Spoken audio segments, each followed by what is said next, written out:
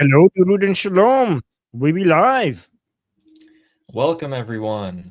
Today, we're going to actually go through what's actually happening in the Strait of Hormuz. There's a lot of convoluted information going around. Both sides are saying their own thing, but we have some truth, finally. And we've been able to decipher through some of the murky information that's been going on. And we're going to start today with some statements from President Trump that you guys may or may not have seen, but since they're important, I'm going to make sure that you guys see them. And here we are pulling them up. So I have a map today for you guys. So we are going to have some good stuff. And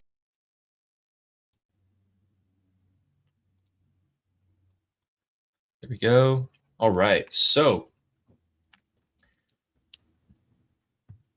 President Trump yesterday said, "So I have Iran on the ropes, ready to go down for the fall, willing to give us practically anything, and for the first time in decades, respecting the hell out of the United States and its president. ME and the US Senate decides to have a poorly timed and meaningless War Powers Act vote," which we covered yesterday. The Senate went ahead and voted for limiting the War Powers Act of President Trump, and they actually went ahead and tried to do it in a way where President Trump couldn't veto it.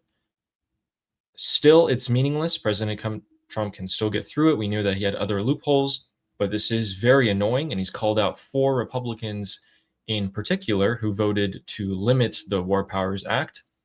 And in general, that was a very annoying thing for him. This is not really a huge issue. There's a lot of ways that he can get around this, but everyone who's pro-regime is celebrating this and being like, see, even your own Republicans and Democrats, even the own United States government doesn't want you to do this. Now, today, the most important one. So today at 4:30 a.m., President Trump posted this. Iran has informed the US that despite troublemaking fake news reporting to the contrary, there are no tolls, no insurance costs, and no other charges of any kind being sought or received by Iran on ships traveling the Strait of Hormuz. Iran's not charging anything. Never. If this is false information, if Iran's lying, negotiations would end immediately. Additionally, this is important, no money has been given to Iran or released from their money to them. So no frozen assets, none of these oil monies, nothing's happened yet.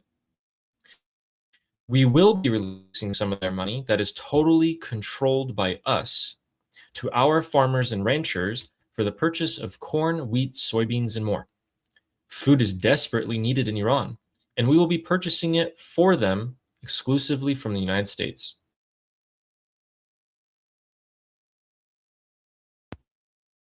Which could then be sold for money. Oh, or at least frozen. You have no idea. Oh no. Yeah, it froze for You're back. I think everyone there. All right. So did you already see this? Yep. Food is desperately. Yeah, we did see this. We were playing the. We were playing a Fox News video reporting this. So he. Yeah, go on. So he's saying that no tolls of any kind, no charges, no nothing are being charged. Well, someone that we didn't exactly expect to go against that is trying to go against it. But right before that, we have a juicy piece of news. Looks like just like clockwork, we've seen this pattern before a million times. There's another fight by President Trump and Prime Minister Benjamin Netanyahu. This time, this is what happened. Trump told Netanyahu he was sick of his antics. Quote, "I've done everything to protect you. You better effing go along with this. It's been going on for too effing long. Everybody's sick of you, Bibi. All the Jews are sick of you. Even the 2 Jews on this call are sick of you," referring to Kushner and Witkoff. "You can't back out of this. I'm the best friend Israel ever had. Everybody hates you, and I've stood by you. I'm telling you, this is a great deal for Israel." Just like clockwork, guys. What's new? Where is this reported? What is this?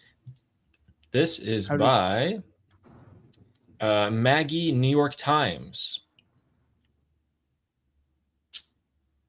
how do we know if this is true? I mean, it's the New York We Times. don't. None of these were. I mean, only one of them was confirmed by Trump and BB to be a little bit of a disagreement. But apparently, fake news is pushing these stories out because they get a lot of views and attention. So just like clockwork, here we go. This is the newest one. You guys saw it here first. I mean, I'm not saying it's not true. It could be true. I'm not saying it is. I'm not saying it's not.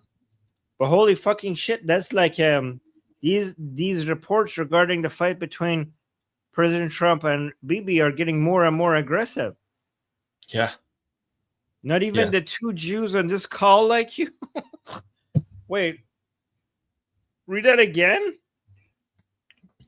He said, I've done everything to protect you. You better effing go along with this. It's been going on for too effing long.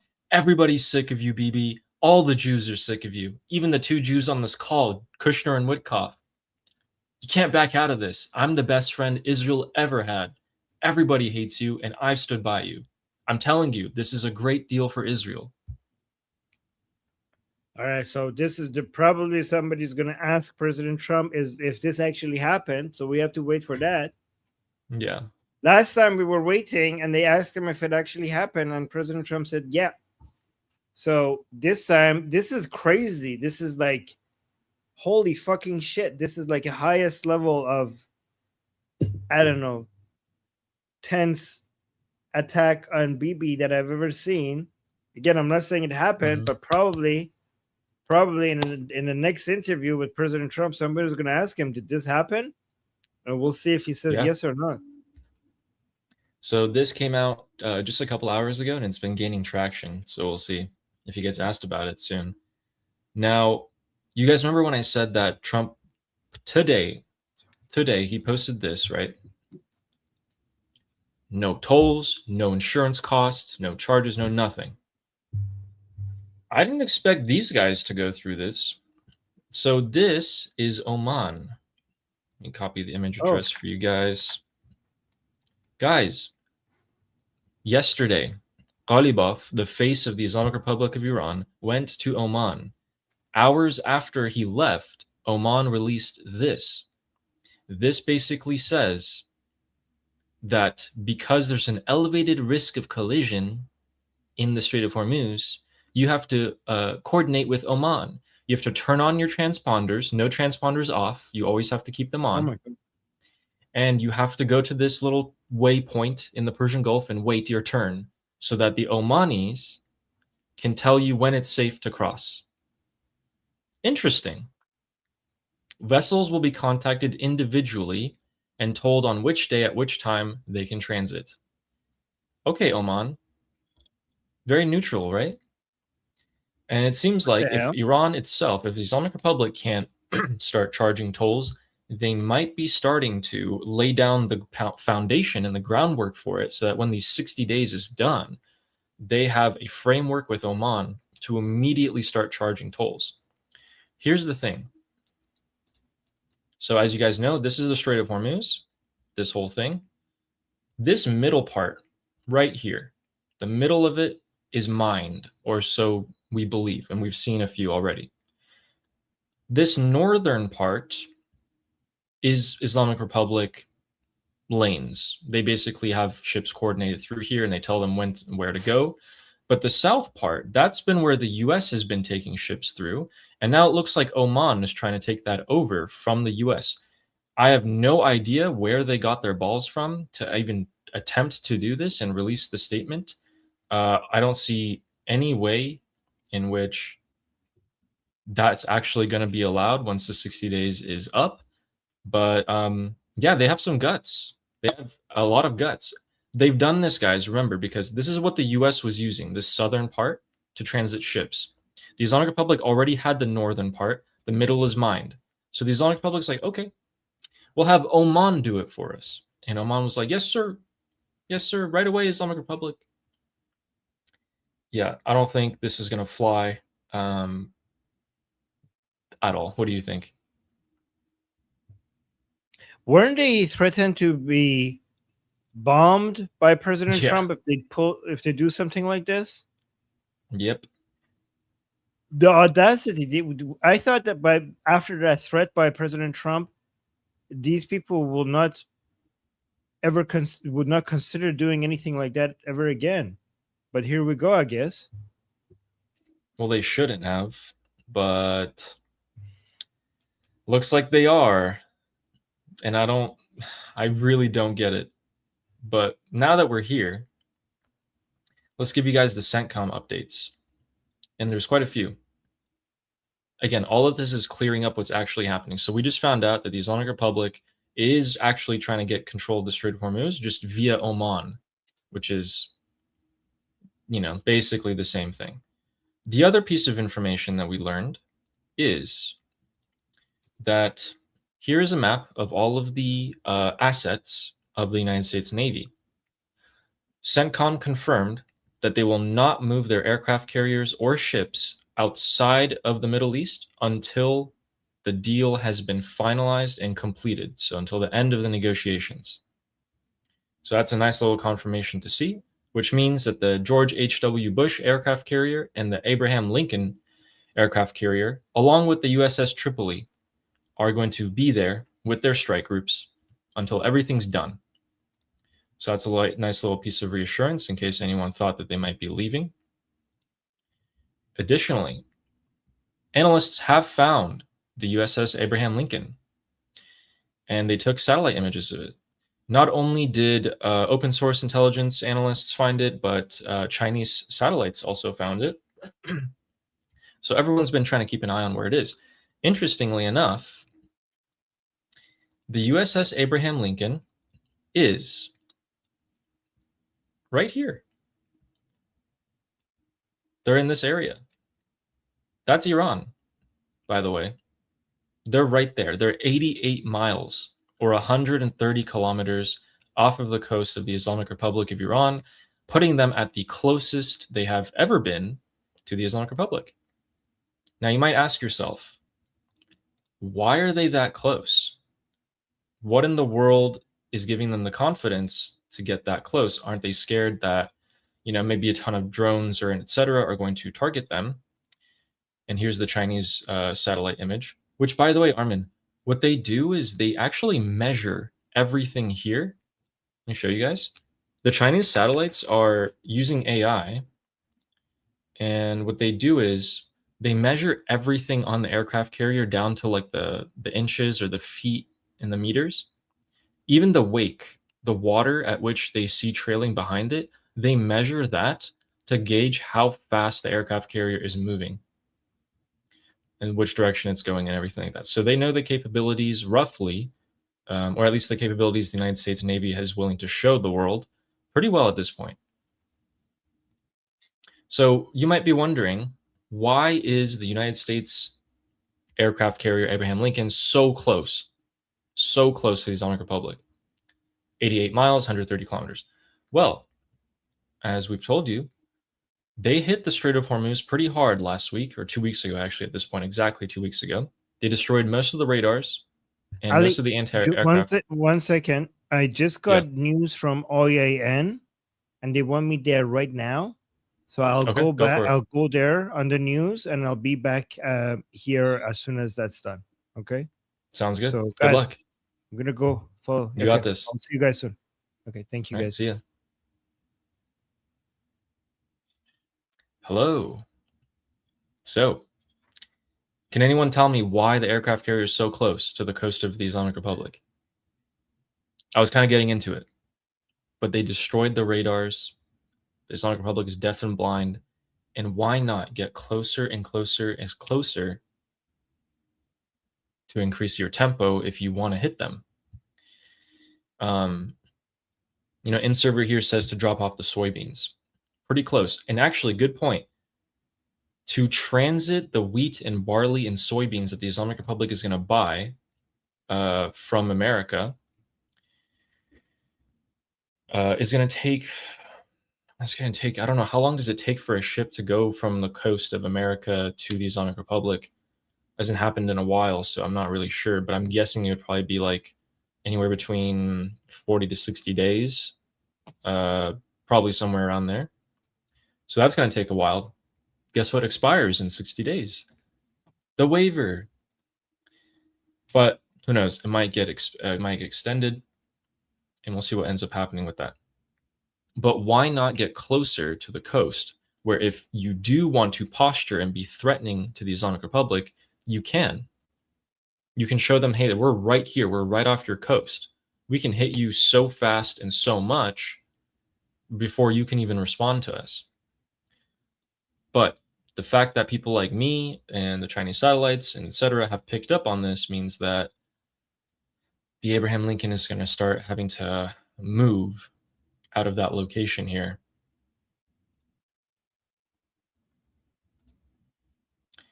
And lastly, wanted to share with you guys what's been happening over the air of the Persian Gulf. There's I think about 30% increase of United States Air Force activity in the region today, as opposed to yesterday. A lot more air tankers. Again, we can only see what has their transponders on. A lot of them will have their transponders off if they're, fighter jets and etc., which we've seen pictures of. CENTCOM releases those. So it looks like a lot of reconnaissance has been happening. Some Israeli Air Force refueling tankers are also in the area pretty commonly in the past few days. So looks like this week has had a huge increase of plane activity. Again, there's one of two scenarios. This is posturing, or they're actually going to go ahead and hit the Islamic Republic a little bit more just to get a bit more leverage. Because right now, in my opinion, the U.S. is kind of on the back foot when it comes to these negotiations. But if it's true, if what Scott Bessent here is saying is true, pull this up, then we're actually not on the back foot. So let's take a listen to this. It's a very, very important statement for the American people to understand. So any money that the Iranians get first is going to be used for the benefit of the Iranian people. It is going to be Iranian frozen funds, and the U.S. Treasury will have people sitting. The initial money will likely be released from Qatar. U.S. Treasury will have people sitting in Doha overseeing that how the money is allocated, and a very large percent of it will go to buy U.S. foodstuffs and medicines. So we will be recycling the money back into U.S. products, but it will be overseen by Treasury in the Middle East. Any thoughts? Any thoughts on that, anyone? Scott Bessent is a smart guy, and I do have a lot of trust in him. And it might be because he always mentions the Iranian people. The money that's owned by the Iranian people is going to be used. So these are not per se the oil money that the Islamic Republic is using to sell, but it's pretty much everything. So this guy is in charge of everything. Not only is he in charge of the oil money that the Islamic Republic is selling, he's also in charge of the frozen assets, the $300 billion investment. He's overseeing everything. This money is going to be used by him because he's going to tell the Islamic Republic that you can only use it to buy two things: food and medical supplies. Those are the explicitly mentioned things that we know so far that he is letting them buy. Another thing, I went and researched more on the idea that, well, what if the Islamic Republic gets all this wheat, beans, food, whatever, and just sells it at a high price to the Iranian people, extorts them, or gives it to Hezbollah, and Hezbollah do the same thing Hamas did, where Hamas just exploited the people of Gaza by selling them all this this overpriced food, and then use that money to build drones and weapons and kill people. What if the Islamic Republic does that? And I looked into it, and it seems like the overhead cost of that is very, very high. To simply transport all of this food across the Middle East is exorbitant. I think with that alone, it would cost them 20% of all the profits that they would make, which is a huge margin. The U.S., I mean, it'd be super visible to have this many trucks going across the Middle East. And yeah, I thought about it, and it just seemed like a terrible idea. Not to say that they still wouldn't do it if they're desperate enough, but it is visible, and it is not very cost effective for them to do that. Are they smart enough to not do it? No, they probably might start doing it. And also, 80% profit, like that 20% overhead cost of like the shipping and the trucking and everything like that, is just for the transportation. Not to mention how if you give it to Hezbollah, so many of these people are used to skimming off the top, or the prices they might get are varied, and et cetera, et cetera. It's not a very cost efficient way, but it's better than nothing. It's way better than nothing. So I hope you guys are kind of getting the gist of the Strait of Hormuz situation at the moment. So quick recap before I get into the amount of traffic. So the US is watching the strait like a hawk. Oman's trying to butt in out of nowhere to wrestle control of the southern shipping lane. The Islamic Republic has the northern shipping lane. The middle is mined. Oman's trying to take the southern one. That just means that the entire Strait of Hormuz is going to be controlled by the Islamic Republic. I don't see how that's going to fly. But again, I wouldn't be surprised if the US just let them do their thing as long as the ships are flowing through, because at the end of the day, you have so many assets there. You can just go blow up the Omanis. You can go blow up the IRGC, whatever's left of their navy at this point, whenever you want. So let's take a look at what the traffic in the Strait of Hormuz is at the moment. All right. Now, here's one thing that I'm a little annoyed about. There are only 31 ships as of yesterday. So during the entire day of June 23rd, 31 ships transited the Strait of Hormuz. That's not a lot. I feel like we were doing more when we were doing Operation Freedom Plus during the night and just bringing ships through. So I hope that this is what's happening during the day and night with the transponders on, and then when the transponders are off during the night, the US is also still escorting ships, but way too hard to say. And so as a result of that, we have actually seen that oil prices have plummeted. Take a look at this. What? That's the price of oil? Oh my God. The Islamic Republic said that we were going to reach $200 per barrel. This looks like $69 per barrel to me. Let's just say 70. So here's the thing. Here's one big indicator as which we can use to gauge when the strikes might happen again, or when a conflict might start up again. I know, it's a little bit of text. So listen up. The Energy Agency has confirmed that the US crude oil inventories have crashed to 19 million barrels. This is the lowest level since 2014. I thought it was just in general. And we are pretty much 2 full days of usage away from just being empty. Like our commercial reserves and the buildings, the refineries, everything you see, the storage tanks just being completely empty, which means that a lot of them already are. Yeah, so that's not great, especially when the Strait of Hormuz only has 30 ships going by every day. That's actually quite terrible. And so a lot of these oil analysts for the US are saying that pretty much every tank that we have is empty. But the one that I want to, this image that I want to focus on here is actually, I think I had a better image of this. Let me bring this up. Yeah, I did. Cool. So here it is. That yellow line you see there has plummeted on the right side, right? It's just gone straight down. That is where the U.S. Strategic Petroleum Reserve is. For this to be this low means you cannot continue a conflict where the Strait of Hormuz would be completely closed. You would have to wait for your reserves to go back up to a certain level if you want to start the war again.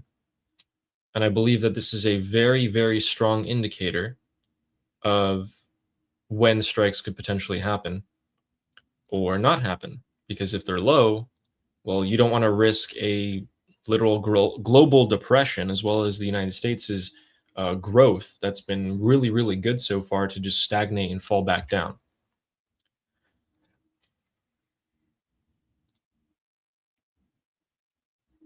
I think there was something else here. And then I just wanted to show you guys this graph.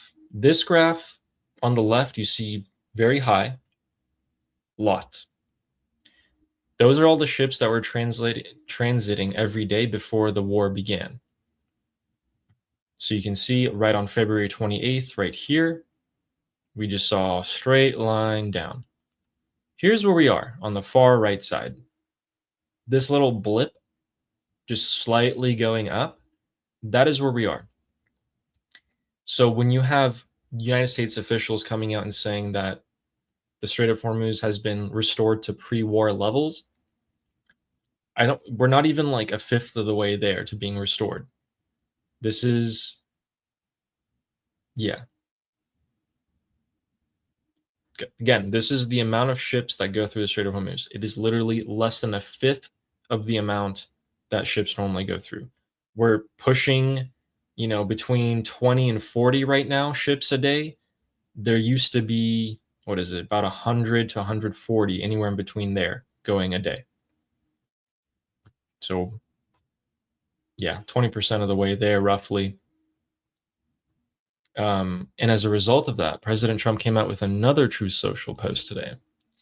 I think it might have been yesterday, but he said, the oil companies, despite the price of oil coming down, and it would, they should be lowering the prices, they're not lowering the prices.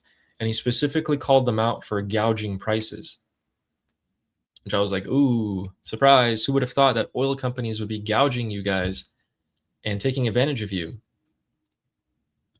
Michelle's asking, where's Armin? Armin was suddenly notified that he had to go for an interview, and he'll be back whenever that's done, pretty much. Should be another, I don't know how long the interview would take, but it probably should be no more than like another 15 minutes or so, 15, 20 minutes max. So he'll be here because we still have alligrams and I want him to see them. And then I'll give him a quick recap of the oil situation, which was the main point of what I wanted to talk to today. And let's see here. Oh, here, Joanne's asking, thank you for the super chat, by the way. He was asking, can we rickroll Armin when he gets back? Any ideas? How should we do it?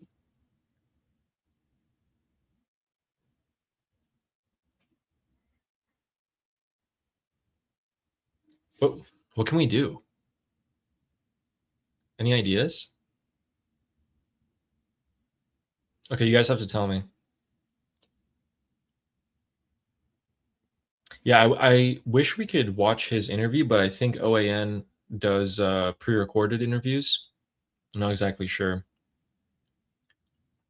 Okay, guys, give me ideas for what we can do. How can we mess with him? Like if we all started saying something, or I don't know. But don't make it mean though. Like don't be like, oh my God, the US is striking the Islamic Republic. It's happening. Like don't do that because it'll just like mess with his feelings. Anyway. So Amberly is saying, Addy, do you think that's why they pushed the deal right now? It makes sense to me. War is always based on economics and money. You can have the biggest army in the world, but if you can't fund it, it's completely useless. And we're not talking about just the payroll of the soldiers, how much you pay them. We're talking about how it costs so much money to move things. and use ammunition. All of that costs billions and billions. I think it cost the U.S. $5 or $6 billion just to move that first aircraft carrier and all the equipment required for it to that region. Since then, yeah, I mean, the Pentagon's asking for an additional $80 billion to cover the costs of the war, which were, way more than people thought. And given how Congress is dragging their feet at every turn against President Trump on this, which is crazy. Yeah, I don't know if they're going to approve the $80 billion to the Pentagon or any additional funds. But yes, I do think that the oil reserves being this low, which could potentially cause the US and the world to enter a depression, or at least for the US to have their economy, instead of going up, now start going down. I wouldn't risk it if I was President Trump, and if I was the president of the United States of America, I wouldn't risk it. Additionally, when you think about the midterms coming up and the Democrats potentially winning, those two things make total sense to me. Okay, let's see here. Samantha's saying, could you tell Armin that Goldie has a new video you want to show him? But what would the video be? Roman Cabbage is saying, we pretend it's Gus's birthday, have a song playing, and we say, happy birthday, Armin. We pretend it's Armin's birthday? Play the Weekend at Mujtaba's video. Do what Goldie did to Tusi and wish him a happy birthday.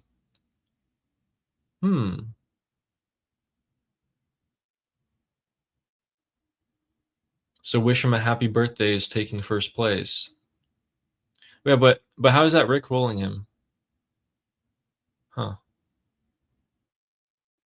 Or maybe I'm mean, but like some of you guys are saying this as well. Do a vote and everyone selects me as the main host. So when he enters, there's like a poll here and it'll be like, who should be the main host? It'll be like me or Armin, and everyone votes for me and he comes in and he sees that. But that's mean.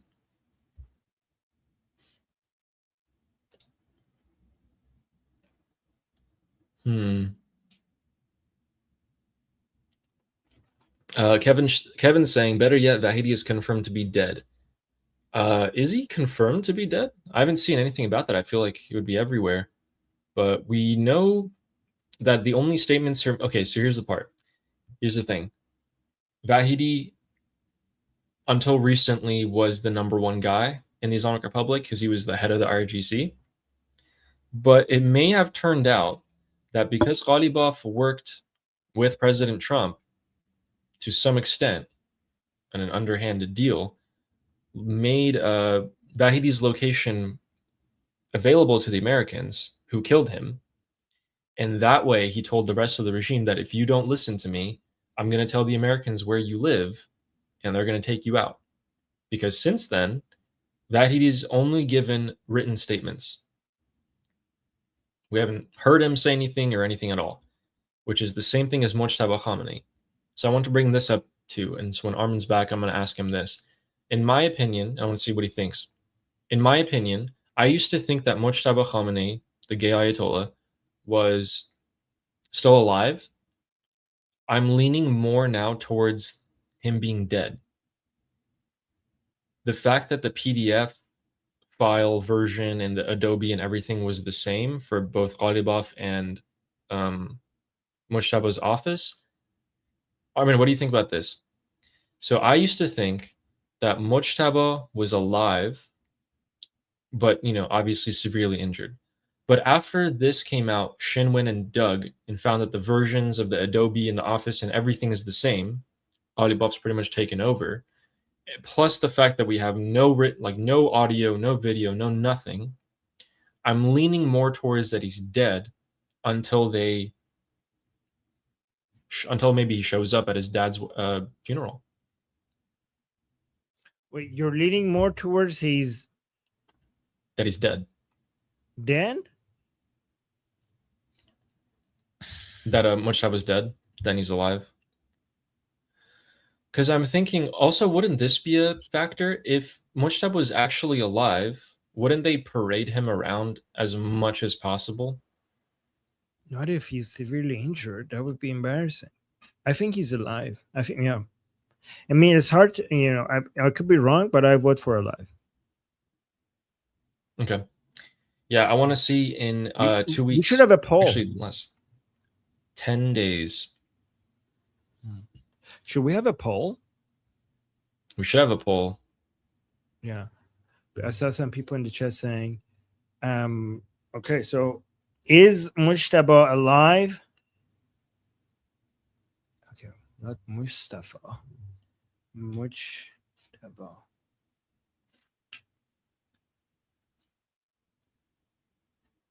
Okay. So, guys, we're going to have a poll. Is Mujtaba Khomeini alive? Okay. This is dead. Dead or alive. Wanted dead or alive. So, why are people saying happy birthday to me? Are you guys trolling me? Yeah, maybe. Oh my god. Stuff. All right, guys. Boom. Okay, Amir so the Cricket with the first vote.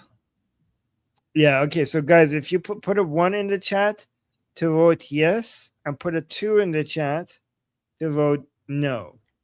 Let's see what you guys think. Okay, people are voting. Oh wow. So while they vote for that, I want to ask you. So the Strait of Hormuz yesterday had 31 ships cross. 20 of them were coming out of the Strait of Hormuz, so already had oil, and 11 of them were entering the Strait of Hormuz, so they didn't have oil. That's it, 31 ships. In addition to that, this is what the This is what the United States' petroleum reserve looks like. It's going off a cliff at the very bottom. Like it came up a little bit and it's taking another dip down. Let me make this bigger for anyone who wants to see.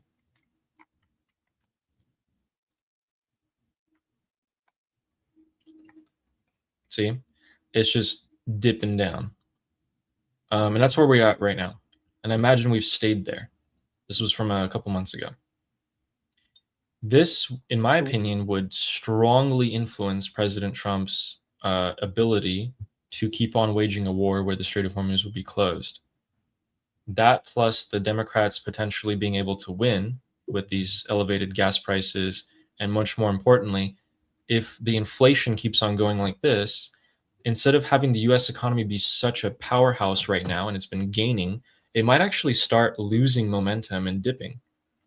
And I think that would be a huge reason why President Trump would halt the conflict, but keep all of his troops and everything there, stall for time until the reserves go back up. Then he has way more room to see his options. Isn't the reserves down because they sold a whole bunch of it at very good prices? Yes. So how is that a bad thing? Well, that's why the economy is doing so well at a large degree. But you're also running out of oil. This is the lowest it's been. I mean, okay, but if anything, the market is forward looking, and we're still up 20% year over year with the market. Mm-hmm. The job market is good. The stock market is good. The inflation is bad. Inflation is bad. But if the strait was closed up till now, the market wouldn't be doing so well. Maybe. Yeah, maybe. Would do not as good. But so what's your question? I just wanted to see what you thought about that. That could be a huge reason why President Trump was like, okay, we got to back off. I'm not going to risk a global depression or the U.S. economy going down for this. I don't think they were going to have, I don't think any of this would lead to global depression. Like the global depression is a huge thing, right?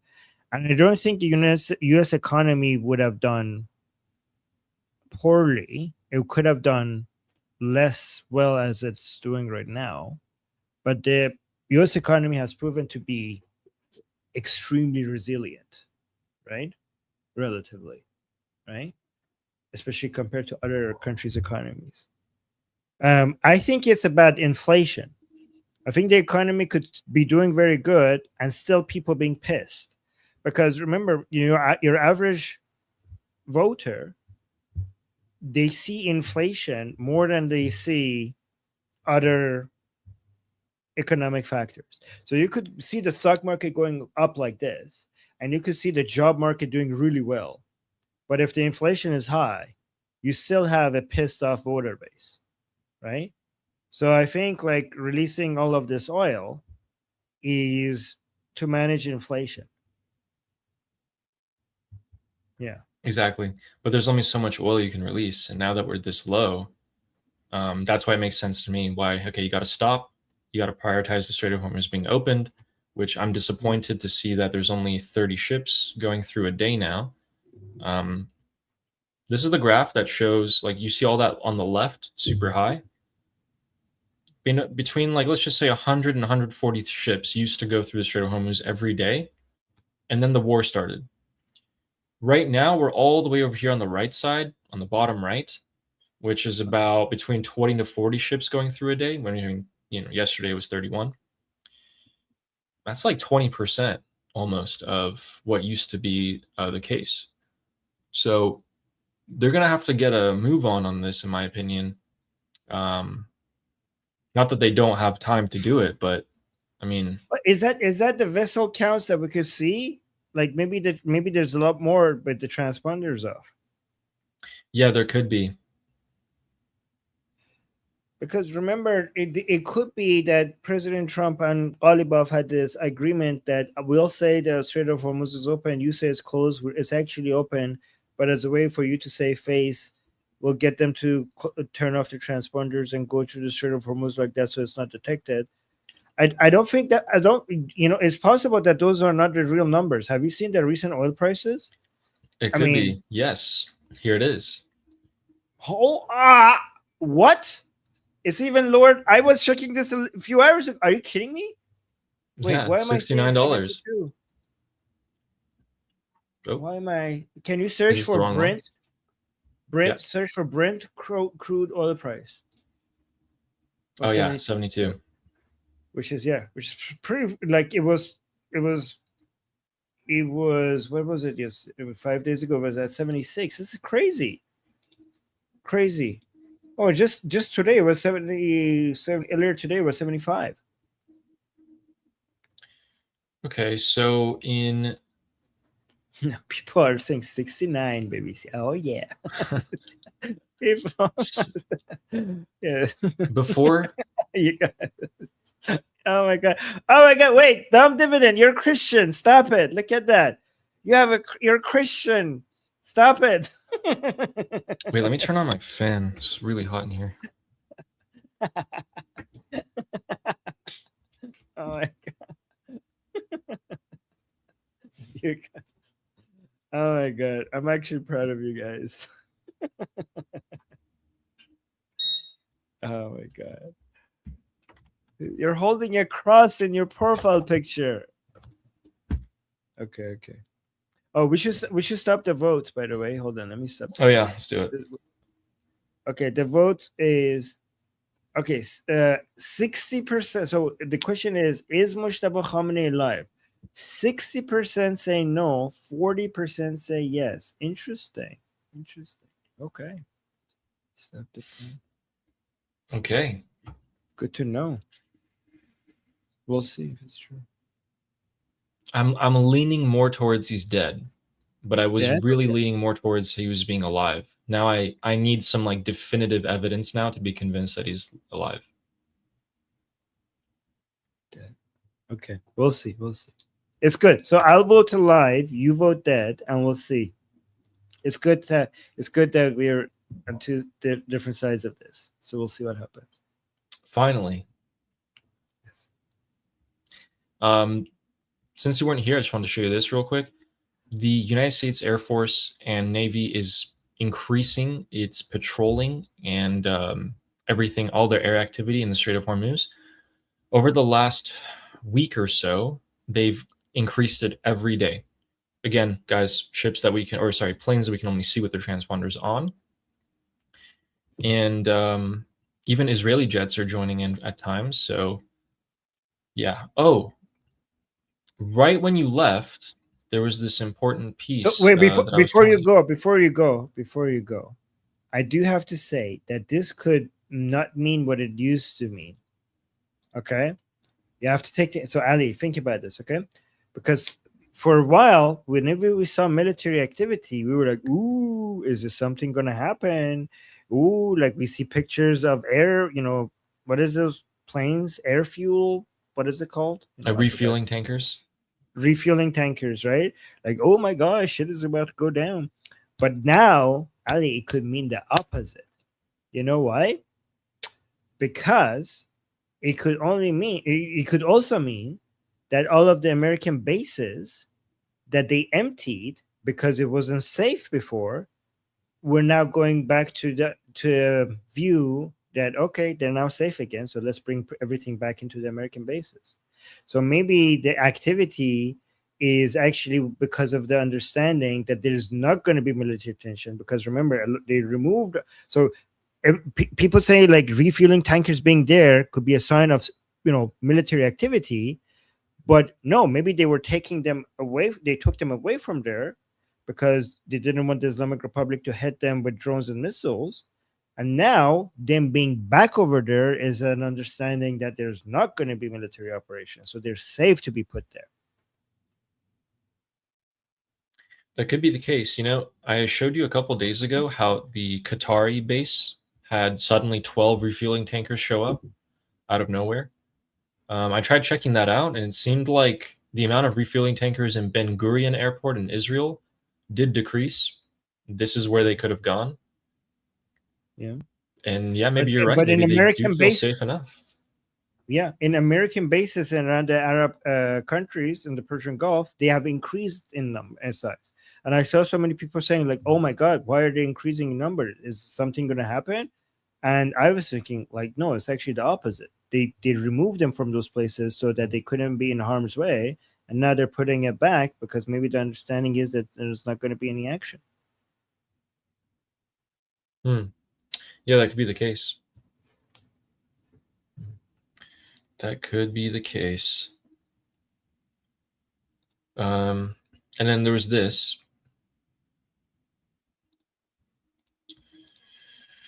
So this is the Abraham Lincoln, located off of the coast of Iran, about 88 miles, according to the Chinese satellite Mizar Vision.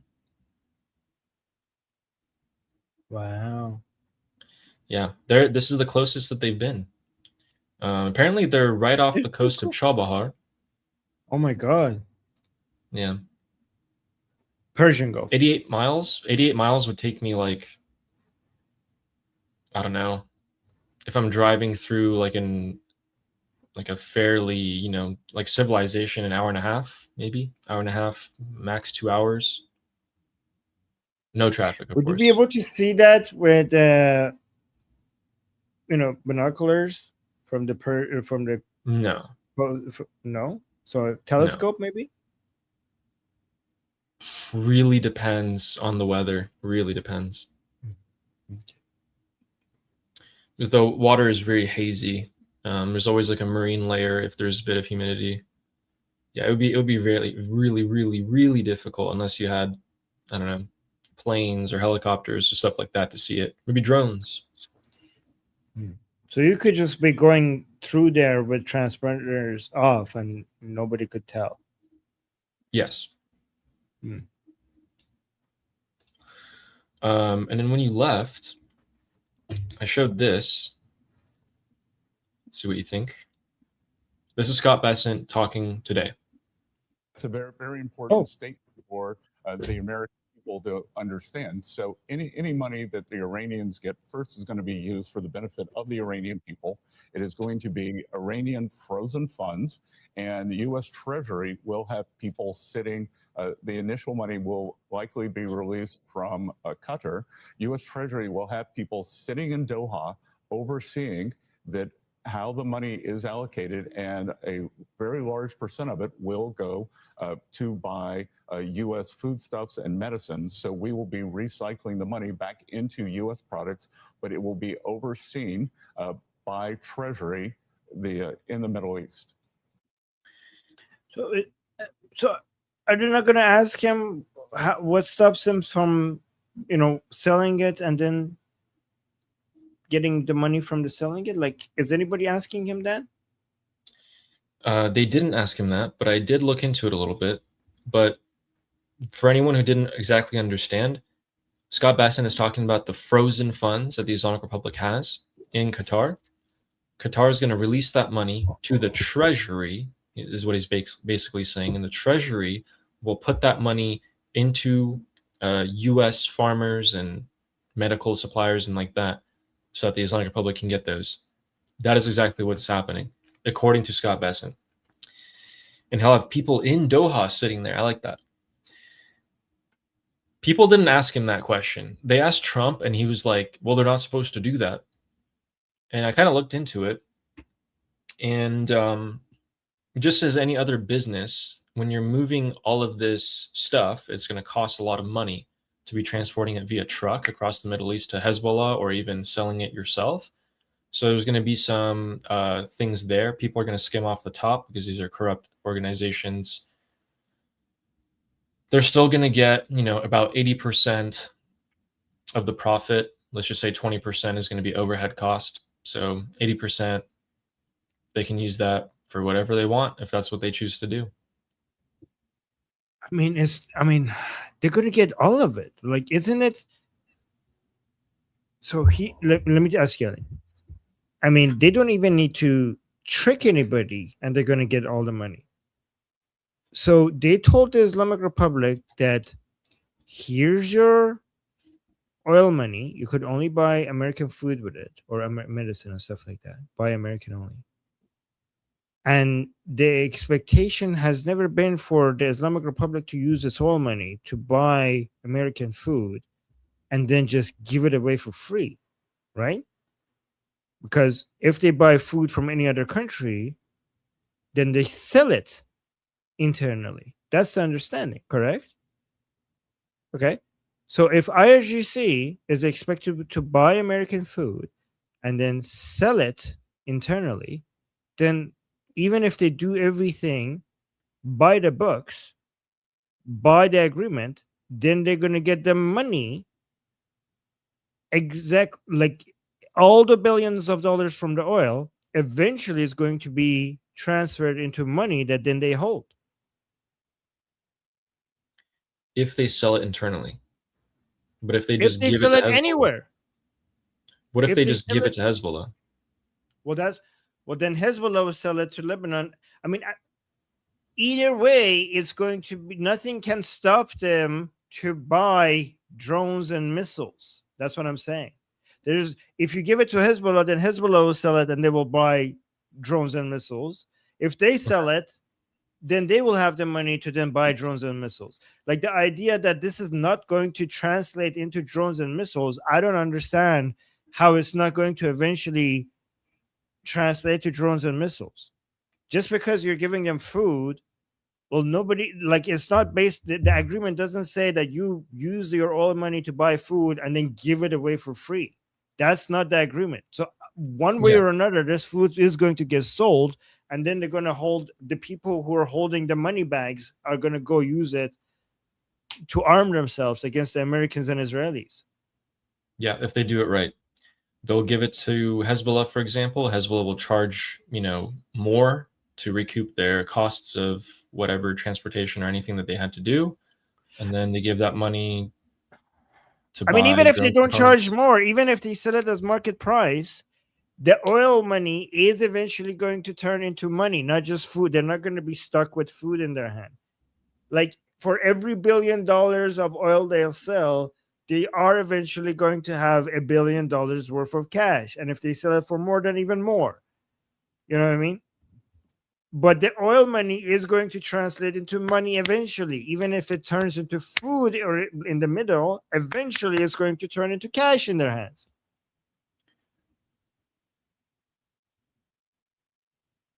I'm just thinking about the expenses. Oh, but the expenses are always going to be there anyways, right? Like this would have been, the expenses are just a natural part of doing business, right? I mean, the expenses, well, if you want to take into expenses, then you also take into account the profits. Because any business will have profits. It's not just expenses. Yeah, if you charge it for more.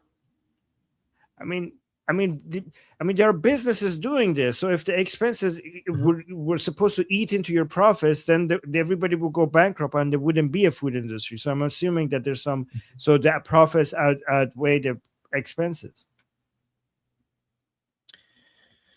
There's nothing to stop them. And there's the easiest way. There's nothing even, the way that this is structured, there's not even an attempt to stop them. But yeah, go on, sir. So far, yeah. I mean, hopefully there will be, but the easiest way for them to get money out of this would be bring all that food and medical supply, whatever they buy from the US in, sell it, and then just take that money and do whatever they want. So sell it to the Iranian people, I mean. Transporting it all the way across the Middle East to Hezbollah would be a bit more time consuming and a bit more expensive for them to do. It's just easier for them to do it, sell it internally. But there's nothing to stop them. Hopefully Scotty B gets in the way of that. But I don't know how he will. There is no way to get in that. Food is fungible. It's fungible. You could even use it as currency if you wanted. Like, there is no way to stop this. If you give people valuable stuff, they're going to get richer. Okay? There is no way to stop that. If you let people sell oil, if you're like, you can't have money, you can have this, it doesn't matter. There is a way to transfer, to change, to turn that into whatever you want, one way or another. So the only win here for United States is that they got a lot of American farmers richer, right? When it comes to the on the Iran side, there is no denying this. The Islamic Republic now has access to billions of dollars to kill Americans and Israelis and the Iranian people. Like, there is no whitewashing that. All right? There is no whitewashing that. The win for the Americans is like, yeah, but our farmers are a lot richer now, and this is a big voter base. So there's that. Very short-sighted, in my opinion. No, I mean, the job of a politician is to get reelected. So there's that.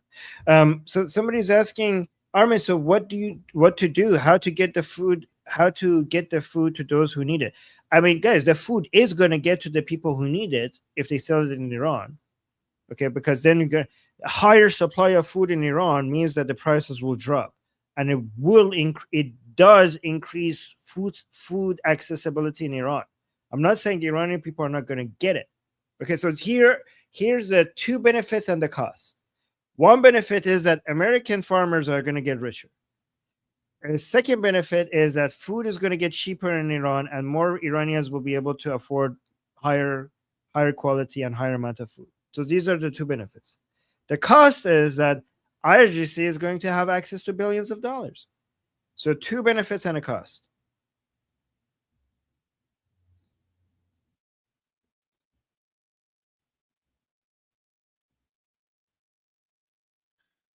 Yeah.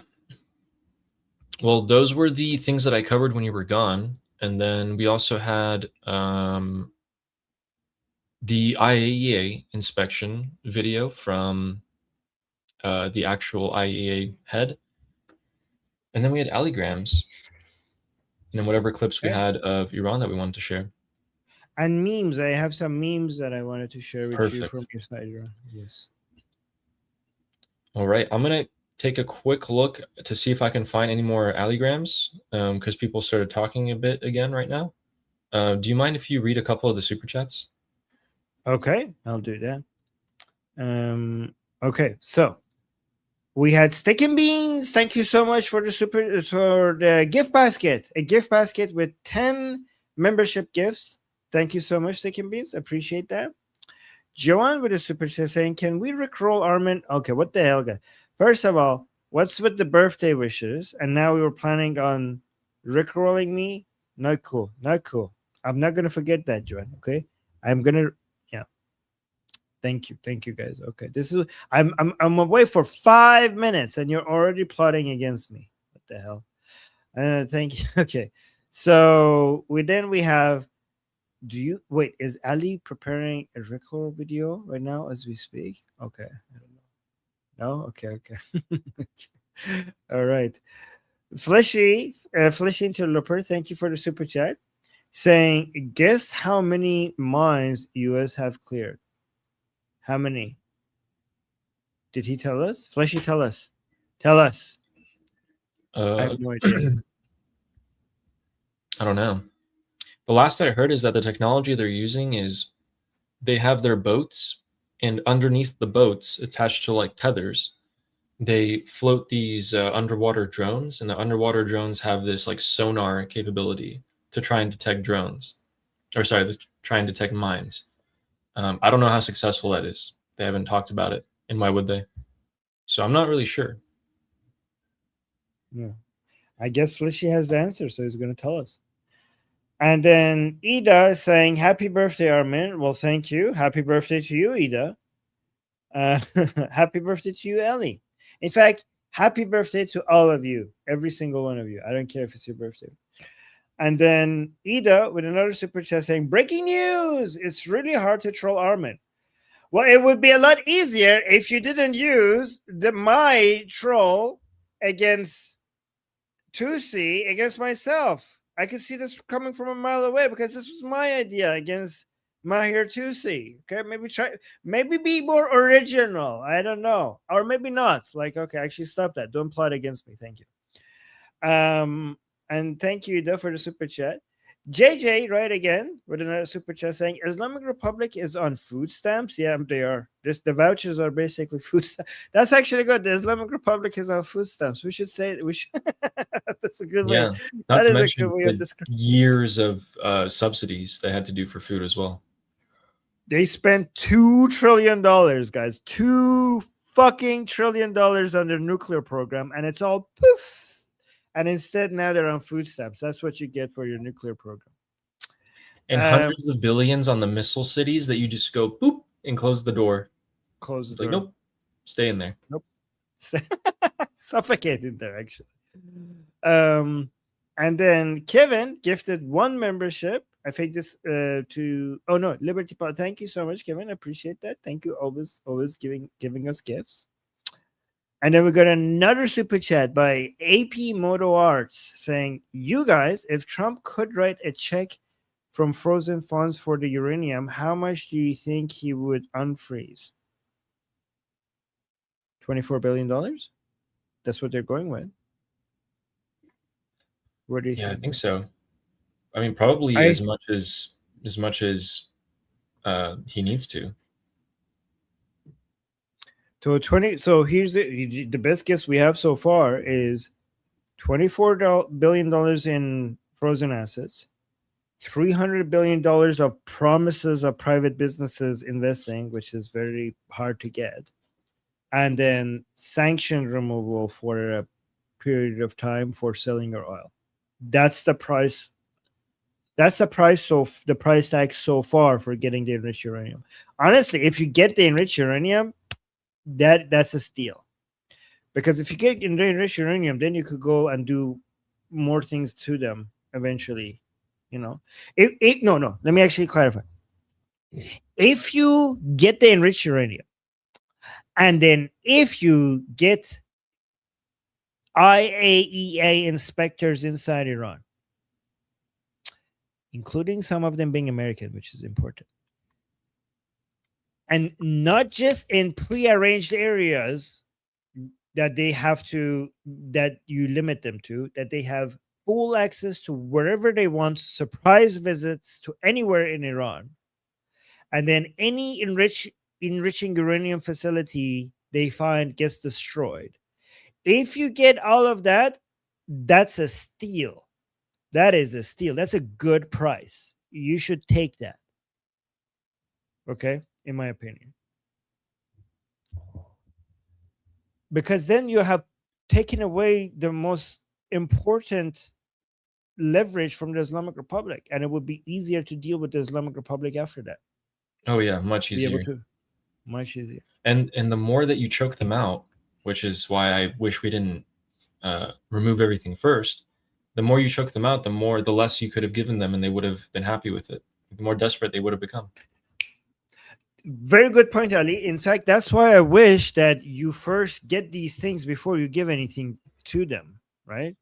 Like, Absolutely. I wish that, I finished, like, right now, a lot of it seems that it's upfront payments to the Islamic Republic.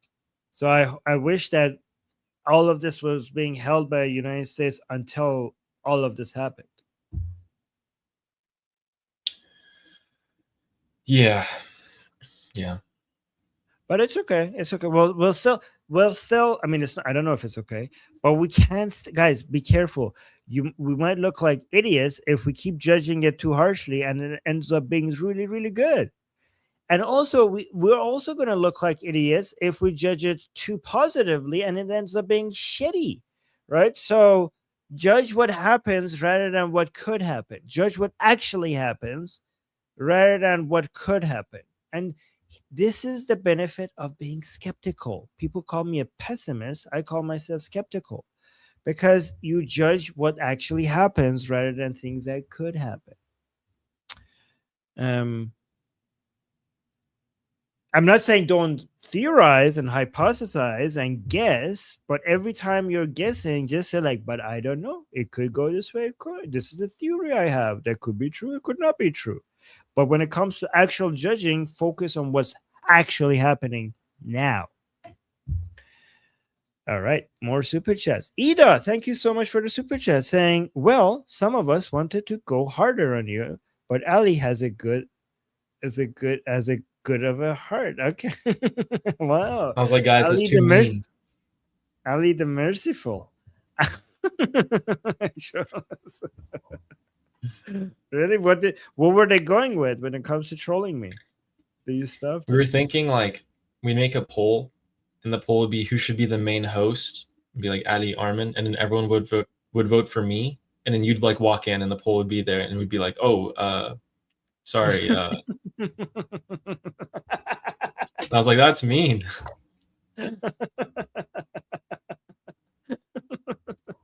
Oh, that's good. You should have done that. I would have been impressed. That was good. I like that. Okay. Oh. Wow. Look at Americans learning about Shia ideology and Hayat minna food stamps. Hayat minna food stamps. Oh my God. Are there any? Hey, Cyrus, are you here? Look at this, Cyrus. Look at this. Hayat minna food stamps. Hayat minna food stamps. Hey, JJ, how did you come up with that? That's pretty... Wow. You guys are paying attention to the Shia mumbo jumbo stuff that I'm teaching you. What does that even mean? Job. Oh my God, like Cyrus is enjoying. Cyrus is Shia, by the way. So this is, oh my God, this is so good, and it's coming from an American. Holy shit.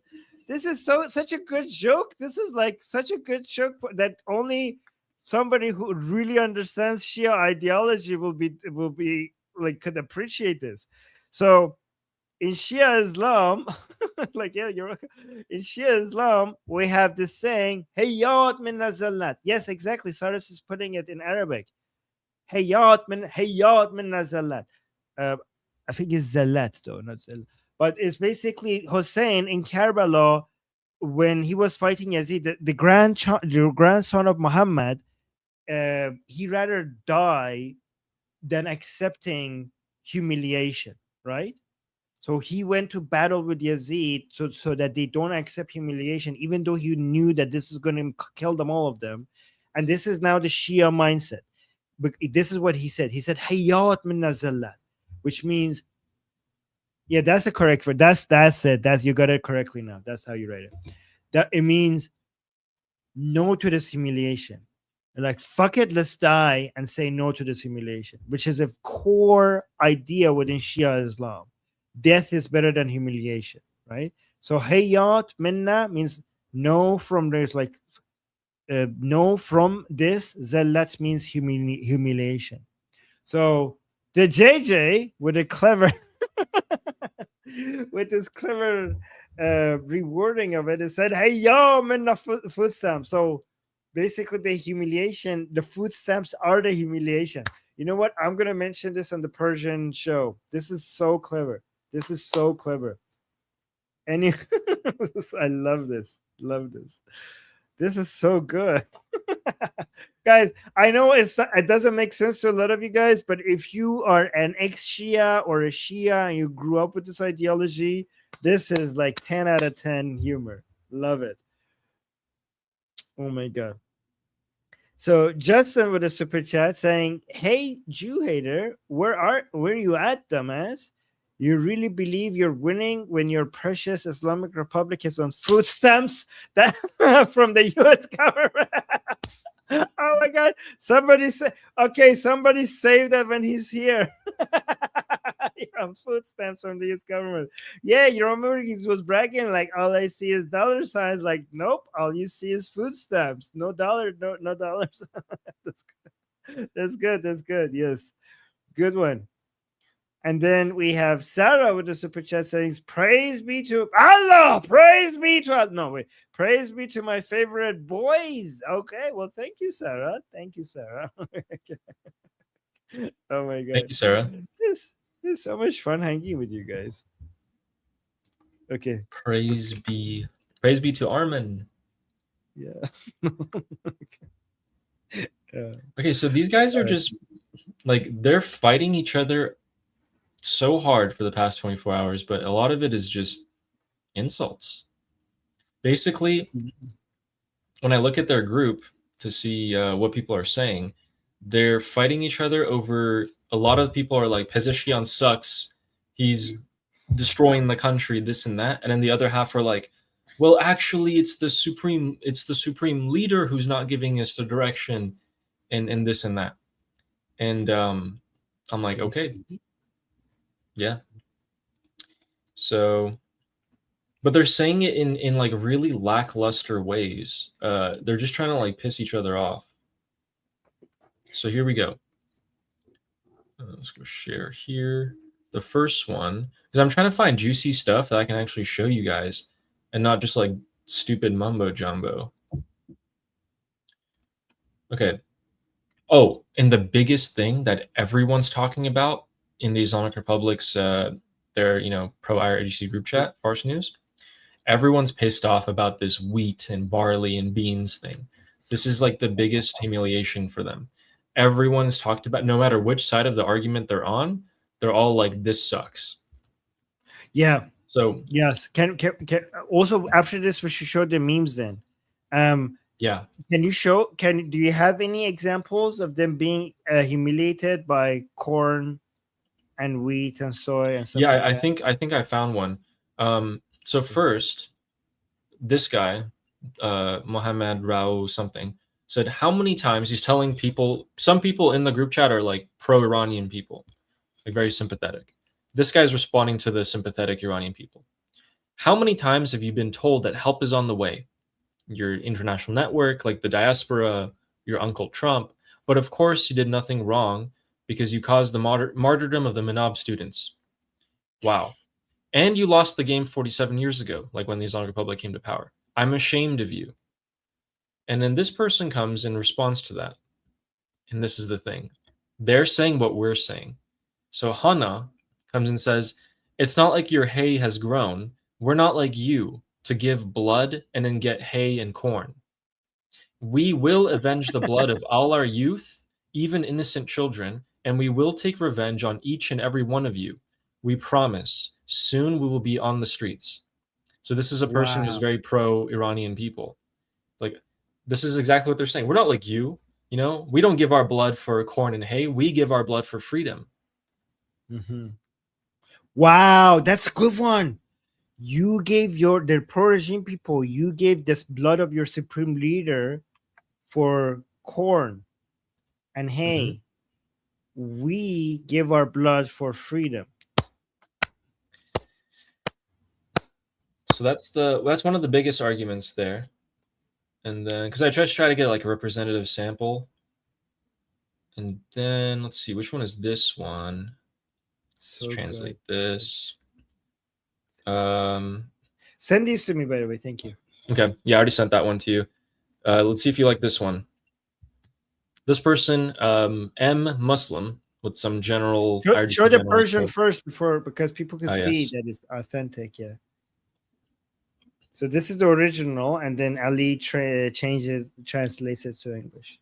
Let's go straight to English. Okay. To be honest, the IRGC and its troops did everything they could to preserve this system in this country. But Mr. Pezeshkian, you are handing over the entire country to these child-killing enemies of Zionism. Come to your senses. Well, the translation was a bit bad there. It's a little bit of enemies who are Zionists, it means, but yeah, go on. Yeah. Come to your senses, man. You are gradually turning us into beggars of this cursed regime. کودک کش صهیونیسم ما کمتر گدای این رژیم. Yeah, so basically saying, look what you're doing to us, Pezeshkian. You're making, instead of defeating Zionists, we're now actually putting our hands out for food to Zionists. Yeah, so this is what everyone's been talking about, just the food, like we're so humiliated. And then this one. So this is a response to that guy who came and said, oh, the IRGC did everything it's good. It's Pezeshkian's fault. This guy's like, oh, yeah, you're really right, sarcastically. What happened to our leader's blood? What does it mean to negotiate? We still haven't even avenged Qasem Soleimani, the great leader of Islam, like the supreme leader, who has been trampled on either. We built so much power with what? Corn, wheat, and soybeans? And this is what happened? So everyone is hung up on the food thing. And I think the Farsi translation of this one is just way better, in case you wanted to read it. واقعا حق با شماست. خون رهبرمون چی شد؟ یعنی چی مذاکره کردن؟ هنوز انتقام حاج قاسم رو نگرفتن. تاخت زدن رهبر عظیمشان از رهبر عظیم ایشان اسلام با ذرت و گندم و سویا این همه اقتدار ساختیم تهش این شد. Okay, so the English translation is wrong. So let me go at the top and go all the way to the top so I could translate it myself. Go up. Oh yeah, okay. Okay, so yeah, all the way to the top. Okay. So yeah, sure, you're right. What happened to the supreme leader? What do you mean we're negotiating?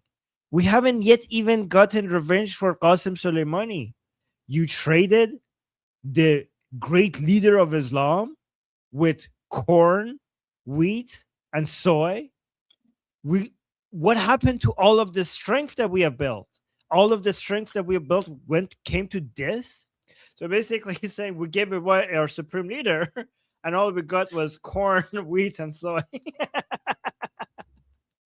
Oh my God, this is so good. This is so good. I love this. I love this.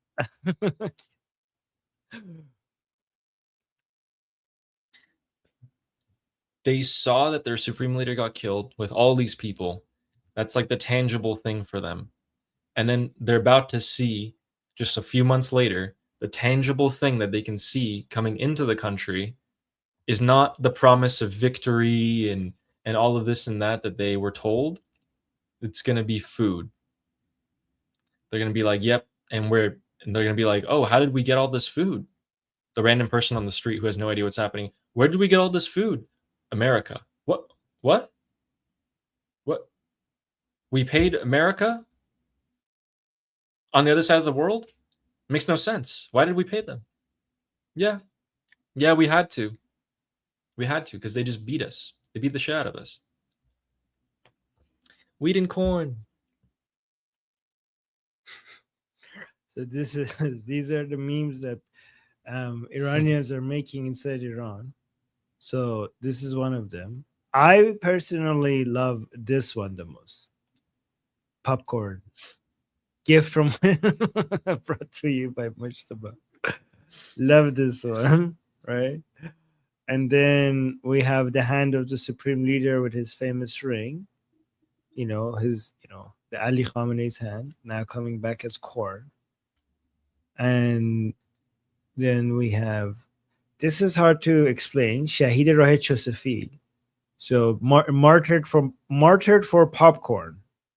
That's what it means. And then this one is hard to explain in English. But yeah, you get the gist of it. But it's hard to explain this. Oh, so I'm saying why the ring? Okay, so the Amir is saying why the ring though. So the regime supporters always historically like to, whenever they want to show Ali Khamenei doing something, they always like to show his hand with his famous ring on, as a way when he's signing a paper, or like he has the hand of the supreme leader doing something. So now they're making fun of it, like, yeah, you're the hand, the powerful hand of the supreme leader is now, made out of corn. That's the point of this. Yeah. But anyways, this is just the beginning, and I bet you there's going to be a lot of jokes. But this one, like, honestly, this was clever. We lost my father and and our nuclear facilities, and all of the heads of the IRGC, and most of our military, but we got corn. But here's some corn. This is what we get. For American corn. They can't get past it. That's all they're talking about. Oh my god. I mean, It's for so all good. this long, you're like, we're winning, we destroyed them and everything. Wait, if we're winning, why are we to buy food from them? Why is the money that we have frozen, and for oil and everything, why do we have to buy food from America? That's so humiliating. Yeah.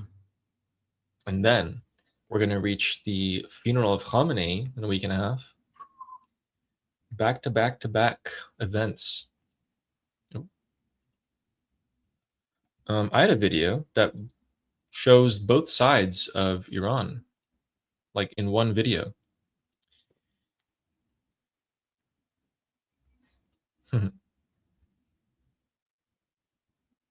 All right, let's see it.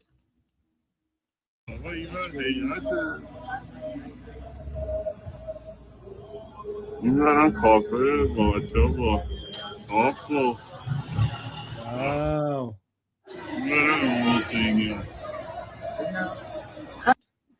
So on the right side, you have all these Durka people doing their like religious celebrations.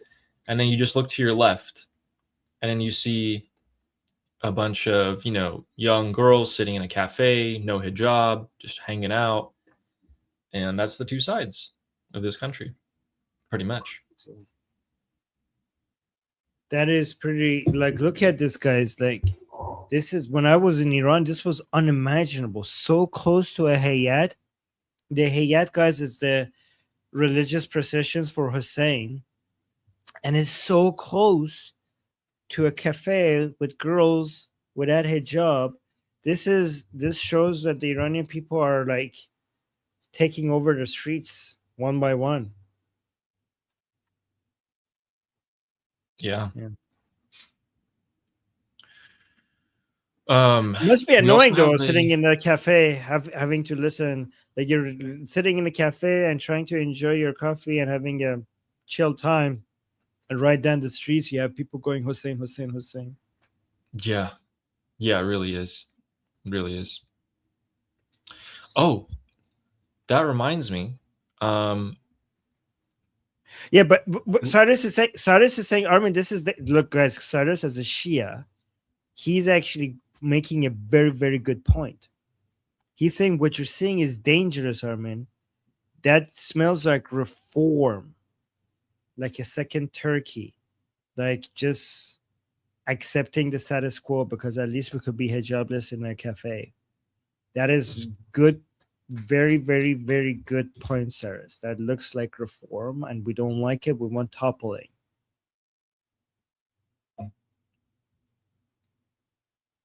That can't happen. So I saw this this report come out today about the United States and removing the uranium. So we have moved a step closer.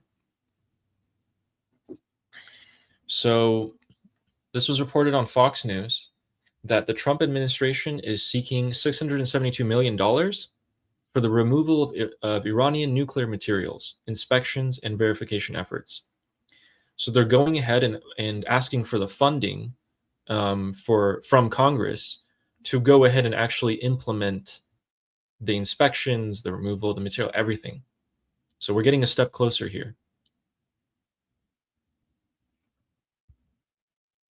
The Trump administration is seeking for the removal of Iranian. What does this mean, though? It means that the White House is drafting a request to Congress that Congress is going to have to vote on.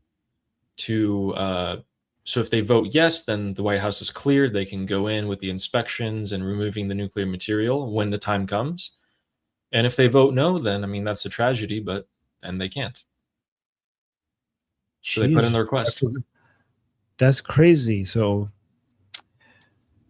yeah, so they need a budget for that. You're right. So we need Congress approval for this shit. Yeah, to get that, yeah. But hey, the power of the purse, as they say it. The Congress has the power of the president can do these things without Congress permission, but you need funding for it, and Congress has the power of the purse. Yep. But that's a step. That's a step. So, and we also have Said Ghassanejad. And then Fine Stars also sent me this in on X as well. I wanted to show you guys this at some point. Here it is. So Said Ghassanejad is not exactly happy with what's going on, and I completely echo his sentiment. He's saying here, imagine willing to give the IRGC access to tens of billions of dollars, a 300 billion plus investment package, all in the hopes that apocalyptic Islamist ideologues, crazies, will somehow transform into responsible technocrats and statesmen. But refusing to provide any kind of meaningful support to tens of millions of Iranians seeking to liberate themselves because doing so is an unrealistic bet.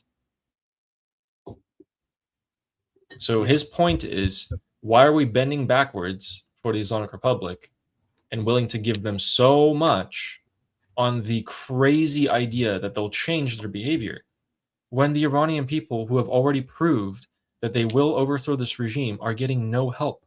They're getting not billions, not Starlink, nothing.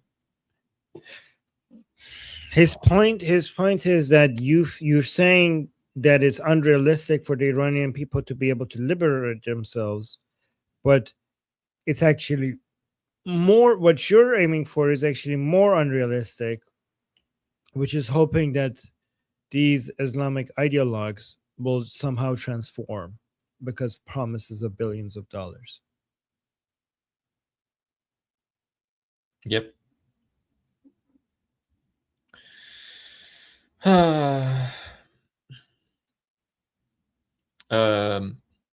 The other Ali is saying Armin Telegram. Ooh, Yeah, I'm checking it right now.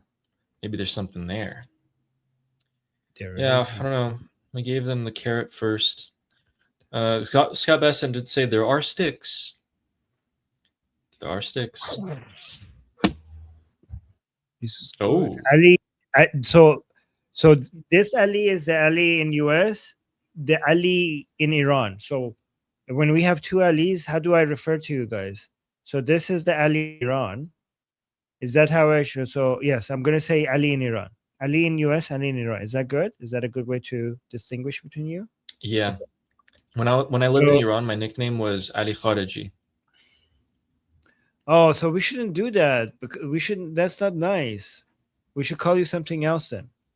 So, because what should I call you when I'm distinguishing you from Ali in Iran?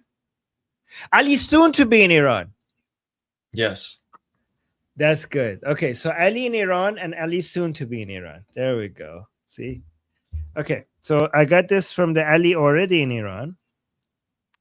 And look at this. This is in the current religious processions for Hussein in Iran. They're holding this sign. And it's good. Oh my god, this is so good. I love it. Good job, Ali in Iran.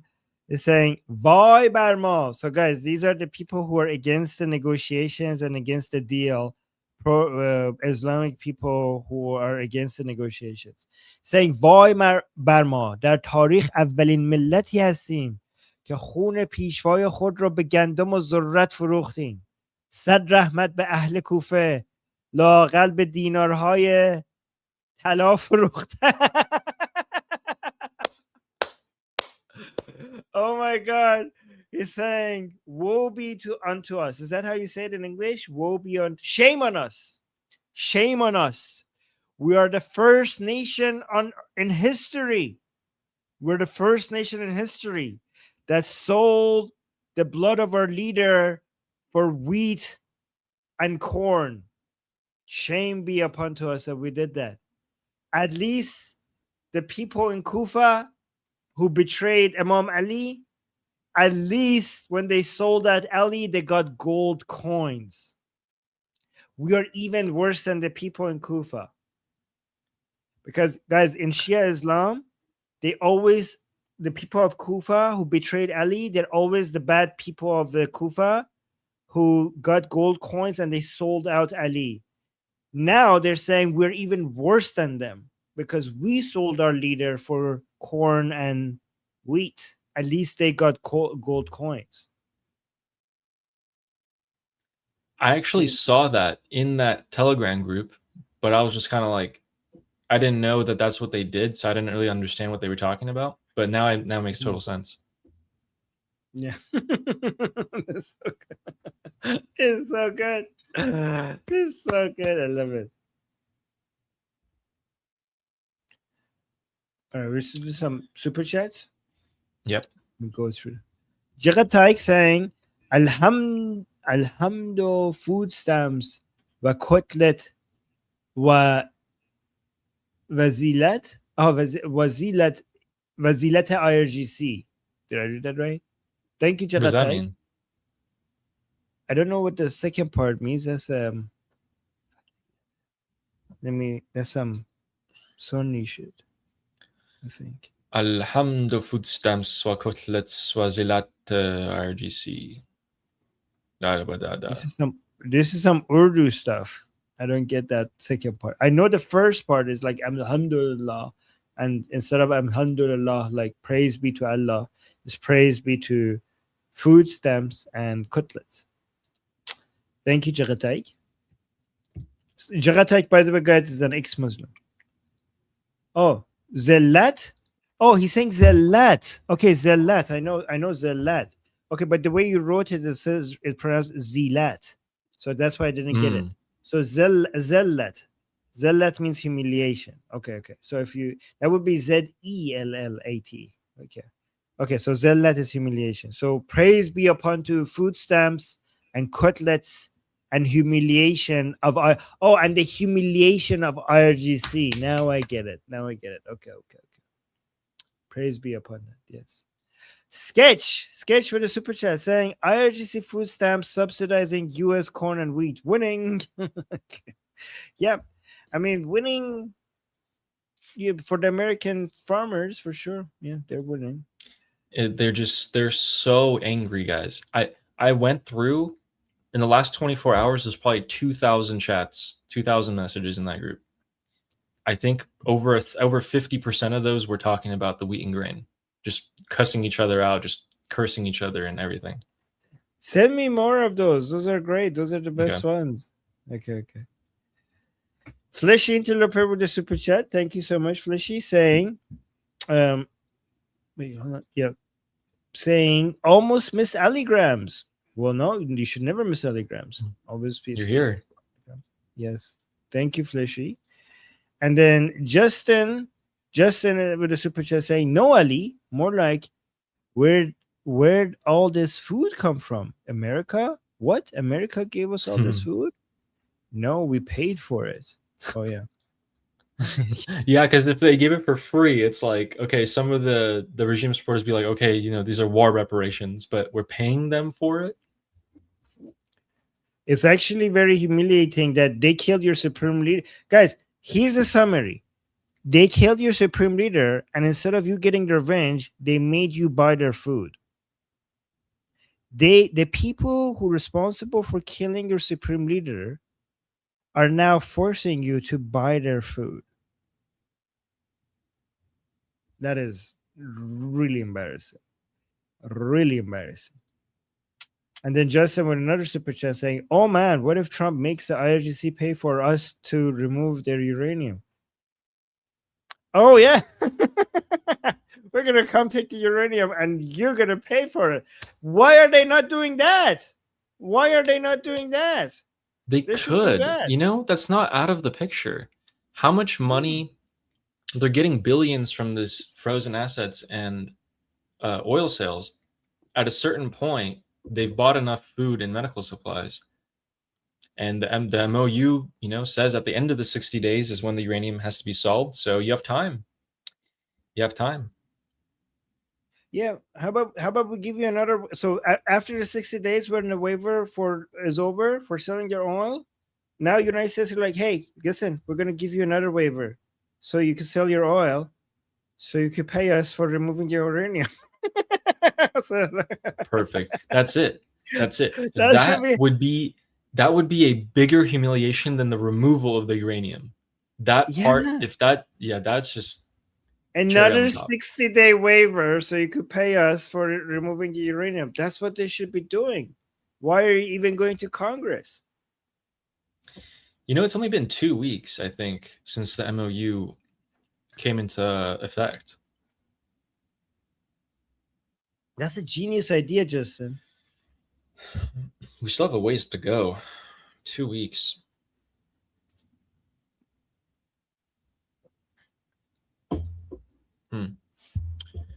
You know what I got? I got President Trump today talking to Trey Yingst, who's the Fox News, like their best reporter. And he's just going to give us a quick update on the uranium situation. So let's take a listen here. Okay.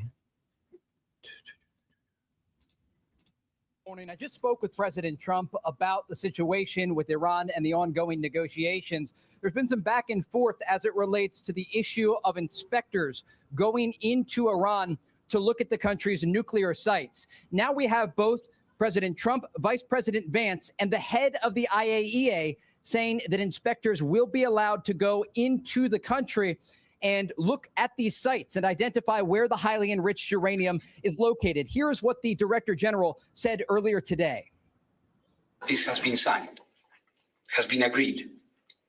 Paragraph 8 of this Memorandum of Understanding says explicitly that the nuclear activities that are going to be carried out with regards to the nuclear material facilities and will be supervised by the IAEA in all letters.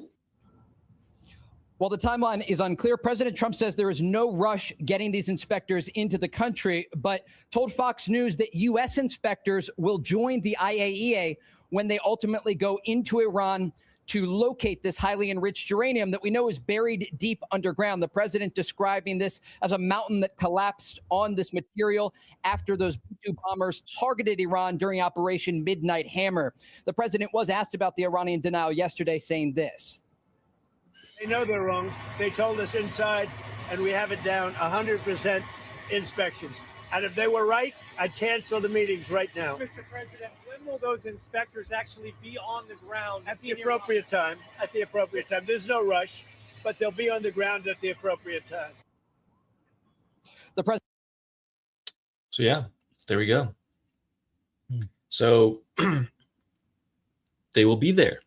When? We don't know. But it does look like the White House is submitting the budget to the Congress to get approval for it. And it looks like Trump is saying that he already got a under the table agreement from the Islamic Republic to go in and do the inspections. I don't know if this is I don't know if this is more show or if this is actual progress. The only thing that we can judge it by is when inspectors actually show up. So this is why I think it's possible that the Islamic Republic has agreed to so much more than what you see in the MOU. I'm not saying 100% that this is happening, but it could be like the MOU is just for show. Yeah, I've thought that as well. That would be very good if that's actually what's happening. The MOU could be what Ghalibaf needed to be able to go and silence some people inside Iran. But there's a lot more that, like, I'm not saying that's what's happening, but I'm saying this could be. I do want to. Do you have anything? Because I do want to show something. What else do you have? Oh yeah, go for it. I just had a clip of Iran in general. It's kind of more lighthearted, so we can end with that. Okay. Because we have some new updates regarding 500 million. And I keep hearing this new 500 million number being thrown around as the first thing that just has happened, has already been done. So let me get an update on that. President Trump sounding confident as negotiations continue with Iran on a final agreement to end the war. However, disagreements are popping in the new talks around Iran's commitments in the Strait of Hormuz. The president is warning that regime must live up to its commitment to what he calls nuclear honesty. General Jack Keane. He has got to make certain that we are in control of those inspections anytime, anywhere. The president needs his team on the ground with them, accomplishing his objectives with the complete bias that brings to the table. This is the number one objective he's trying to achieve. And I think we got to have our boots on the ground, our experts on the ground, making sure they're being achieved. And if they have any doubts about it, our boots on the ground means our experts, not boots. He doesn't mean soldier. It is very important that these are American inspectors. And honestly, like, if you have IAEA inspectors, it doesn't make sense for the Islamic Republic to determine the nationality of those inspectors. So we should be able to get some of them being American. Dial the president back and talk to him about it. They should be working for him. Chief Foreign Correspondent Trey Yingst is in the Middle East. Trey. Harris, good morning. I spoke with the president today. He says U.S. inspectors will join the IAEA in inspecting Iranian nuclear facilities. So here, look at this. This part is important. Look at this. Harris, good morning. I spoke with the president today. He says U.S. inspectors will. U.S. inspectors, not UN inspectors, U.S. inspectors. That is fucking key. Like, guys, please tell me in the chat you understand why this is key. That it's not just inspectors, it's U.S. inspectors. Like, as somebody who follows the Islamic Republic politics, I promise you that if this is U.S. inspectors, that means that the level of humiliation and infighting and the loss of the Islamic Republic's legitimacy among its followers inside Iran will drop even faster than before. That's why I'm so eager to see. I know, yeah, exactly, Samantha, more humiliation. I know for the American side, they want U.S. inspectors in because they're not trusting anyone else. But from my perspective as an Iranian, I want U.S. inspectors because it would be the ultimate humiliation that the people who killed your supreme leader and now putting their foot on Iranian soil to come and make sure you're disarmed. The people, let me repeat that. The people who are you say are the murderers of our supreme leader, not only you did not get revenge from them, you are allowing them to come step foot on your soil so that they personally can make sure that you're disarmed. There is no higher level of humiliation than this. Okay, so let's continue. Will join the IAEA in inspecting Iranian nuclear facilities. He says there is no rush because this material is buried deep underground in the aftermath I think of this is the Night same Hammer. clip. As it relates to the Oh, no, Iranians, it's the not. president said they'll make a deal, put it in writing, then they'll go out and say it's not true. He went on to say they've agreed to it. They've agreed to the inspectors. Now, the head of the IAEA echoed the administration's position today, saying that inspections will take place at Iranian nuclear sites, marking a major milestone in negotiations between Iran. So we have to be careful, because if it's at this the Bushehr facility, that's not good. Okay, we don't want inspectors at the Bushehr facility, because that's not where they enrich uranium. That's when they enrich. That's where they're supposed to at least turn the enriched uranium into electricity, which makes it a not important place. We want inspectors at Isfahan, Natanz, and Fordo, and every fucking other place. Surprise inspections with no notification and unlimited access to anywhere in Iran. That's what we want. Will take place. Guys, these are the conversations that you're going to be hearing more about in the, later, right? But I'm telling you right now, okay? This is what you should be asking for. Inspectors anywhere in Iran, without notice, without limitation of access. That means that they should be able to come and check every military facility anywhere in Iran immediately. They should be able to come look up the supreme leader's butthole without notice if they want to. That's what they should be. That's the level of access that they need. All right. And the way that we actually found out about some of these nuclear sites before was just by intel that we would have gotten from Mossad and other agents. That's actually how we found out about. I think it was either Natanz or Fordo or Isfahan. It was one of those. We actually found out about that through intel, and then we were like, "Hey, let's go check that." The UN was like, "Let's go check that," and his uncle was like, "Fuck no." So whenever we want, wherever we want, as much as we want, it'd be great. Before they were like, "Okay," the Islamic Republic was like, IAEA, you can come for 1 hour and inspect this area of this facility, and we will accompany you while we're walking with you. That was it.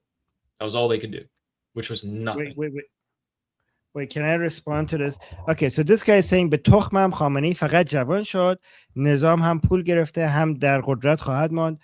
خامنه‌ای یکیش یخچال شد، یکی دیگهش گی شد، و خامنه‌ای هم یخ شد، هم گی شد، و خامنه‌ای که گی اول دودول تو کونش میکردن، حالا باید بره ذرت تو کونش بکنه چون پول نگرفته، ذرت گرفته. خب خامنه‌ای جوون قبلا دوست داشت دودول تو کنش بکنن، ولی الان دیگه دودول گیرش نمیاد چون معلول شده، الان باید بره ذرت آمریکایی تو کنش بکنه. تخم گندم ما رو بخور. آره. Sorry, that was a pro-regime person I had to answer. Okay, let's continue. Nuclear sites, marking a major milestone in negotiations between Iran and the United States. He indicated that identifying the location of highly enriched uranium remains the top priority. This has been signed, has been agreed. Paragraph 8 of this Memorandum of Understanding says explicitly that the nuclear activities that are going to be carried out with regards to the nuclear material facilities and will be supervised by the IAEA in all letters.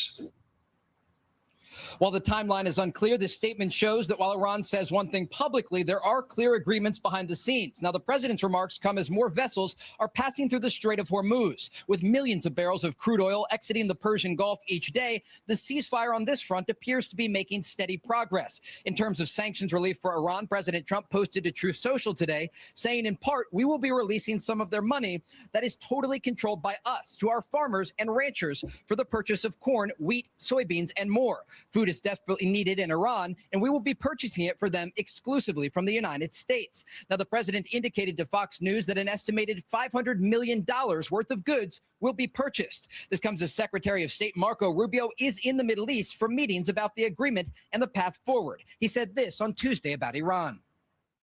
If Iran makes a decision, if its leadership makes a decision that they want to be a country instead of a revolutionary movement that exports terror, they're going to have an opportunity to do incredible things in Iran. I'm not promising you that that's the choice they're going to make. I'm saying if that's the choice that they make, then there will be opportunity. And Harris on this out. By the way, he knows that they're not going to make that choice. Rubio, that's why he's saying if. He's saying if. Outstanding issue He's like, of man, Lebanon this is so yesterday. stupid. Marco, come be the president. Exactly. And Harris on this outstanding issue of Lebanon. Yesterday in Washington, there were a fifth round of direct talks between the Israeli and Lebanese governments aimed at normalizing ties between the two countries and disarming Hezbollah. Harris? I mean, if Lebanon could have disarmed, I mean, if they could really disarm Hezbollah, they would have done it by now. They've wanted to talk to Israel. You told us that first. It's been 3 or 4 weeks. Guys, let's not allow the strongest army in the Middle East attack Hezbollah and destroy them and humiliate them and contain that threat. Let's instead keep talking to a much weaker army of Lebanon and let them do it instead. That seems like a great idea. You broke. Harris? I bet you there are so many Lebanese people. I don't know this, but I kind of do know this, that there are a lot of Lebanese people who are like, please, IDF, don't leave Lebanon. Please finish the job with Hezbollah. Please don't leave Lebanon until you're done with this. I wouldn't be surprised if that's the case. I mean, if Lebanon could have disarmed, I mean, if they could really disarm Hezbollah, they would have done it by now. They've wanted to talk to Israel. You told us that first. It's been 3 or 4 weeks ago. اینو نگاه کن. لبنان در قراردار هست، بلد نیستی حرف بزنی اصلا. You broke that news that Lebanon had reached out to Israel. Hey, we're ready to talk. Oh, Can they even do that? Yeah. آمریکا که با حزب‌الله جنگ نمیکنه که اسرائیل داره با لبنان و حزب‌الله جنگ میکنه و اسرائیل هم تو این قرارداد نیست عزیزم. یعنی هیچ کاری که آمریکایی‌ها میکنن اصلا ربطی به حزب‌الله نداره. میتونن به اسرائیل بگن که مثلا کمتر بزن، اونم کمتر میزنن، ولی هی میزنن. مثلا نخوندی، برو بخونی قرارداد اول، اون اولین نقطه رو که نوشتن رو بخون، اون وقت بیا برگرد بگو. Yeah, true. Lebanon had reached out to Israel. Hey, we're ready to talk. Can they even do that? Nope. This is a great question. And what the Trump administration is trying to do here is encourage the Lebanese government to use their army and participate in these efforts to disarm Hezbollah, because they see it as something that would benefit both Israel and Lebanon. And it's not just in the south of the country, it's in the capital of Beirut, in that southern Dakhla neighborhood. Yeah, it's true. I don't know. Maybe they perceive that as actually taking on Iran, and that would be interesting. Just get out of the guys. IDF does not need help from the Lebanese army. They don't need help from the Syrian army. Just get out of their fucking way. You know what I think, Ellie? I think if we didn't get in Israel's way, both Hamas and Hezbollah would have been over by now. I think there wouldn't be much left if we just stood out of their fucking way. I agree. Yeah. You know what's happening in Israel right now? They're actually really upset because in Lebanon, in southern Lebanon, when the IDF is fighting Hezbollah, here's what happened. They took over the Hezbollah stronghold in southern Lebanon, completely took it over. and that's what ended up causing those casualties. And then after they took over that command center and stronghold, like it was the entire Hezbollah command center for southern Lebanon, they took it this week. And then the regime freaked out. They got super nervous. And right now what's happening is that the IDF can't be proactive to go and eliminate threats. They have to wait and be defensive, which is pissing off so many Israelis and so many people in the IDF. Even more by the fact that if there are Israelis who are injured, like they're in a conflict war zone and they're being shot at, and if they get injured, usually the protocol is the IDF makes what they call a fire envelope, where they just bombard that area as heavily as possible to provide cover for those injured IDF soldiers to get out. They can't even do that right now. So they're really, really angry that they can't defend themselves like that. It hasn't caused casualties yet, but it's caused more injuries that were needless, in their opinion. So the Israelis are really pissed about this. They're right about it. They should be pissed. It's infuriating. Yeah. Let me do the super chats, and then you could do the thing that you want to close this off with. So, Mark, thank you so much for the super chat saying Earth's curvature will stop you seeing the ship. Yep. So I didn't know if that's far enough. So yeah, so if you're going through the Strait of Hormuz from the middle of it, I was wondering if you could see the ships with a telescope. You're saying it's already far enough for even if your telescope could reach it, it would already be lower. So yeah, I guess you can't see it even if you have like a really good telescope, I guess. Yeah. Yeah, but even if it was straight, it would be very difficult to see because there's a lot of yeah, even there it would be really difficult to see. There's always a layer of humidity on the water there. There's haze, there's clouds, there's whatever that can happen. How do flat earthers explain when the ships go far, they go down? Like how do they isn't that the optical obvious illusion? But they're going down. What's the optical illusion? Like they're yeah, it's the optical forward illusion, bro. Okay. Okay. All right. Sure. Sadato, thank you so much for the super chat. Saying no Dorka chats today. We did. You missed it. Oh no, Sadato, you missed it. Let me find where it was. It was, if you go back to 43 minutes. Yeah, 43 minutes and 30. Yeah. Wait. No, sorry. 38 minutes. Yeah, it was good. JJ, thank you so much for the super chat. Thank you, Sadato. Yeah, thank you, Sadato. Yeah. JJ, hayat minna nuclear inspectors. You know what? This is a good trend we have. Hayat minna nuclear inspectors. Okay, yes. What does that mean again? Like no to this. Like hayat means like take us away from, or basically no to, or like like we're against, protect us from this nuclear inspectors, like no to it, woe to it. Okay. Yeah. And then we have Justin with a super chat saying, do you think it might cause so much humiliation that they start questioning what they've been told they actually got out of the deal? Yeah. I mean, do I think that is already happening times 1,000? And they're questioning if they actually won as they've been told. Yeah, I mean, yes. I mean, maybe I should. Ali, should I show? I showed a video in my earlier stream today.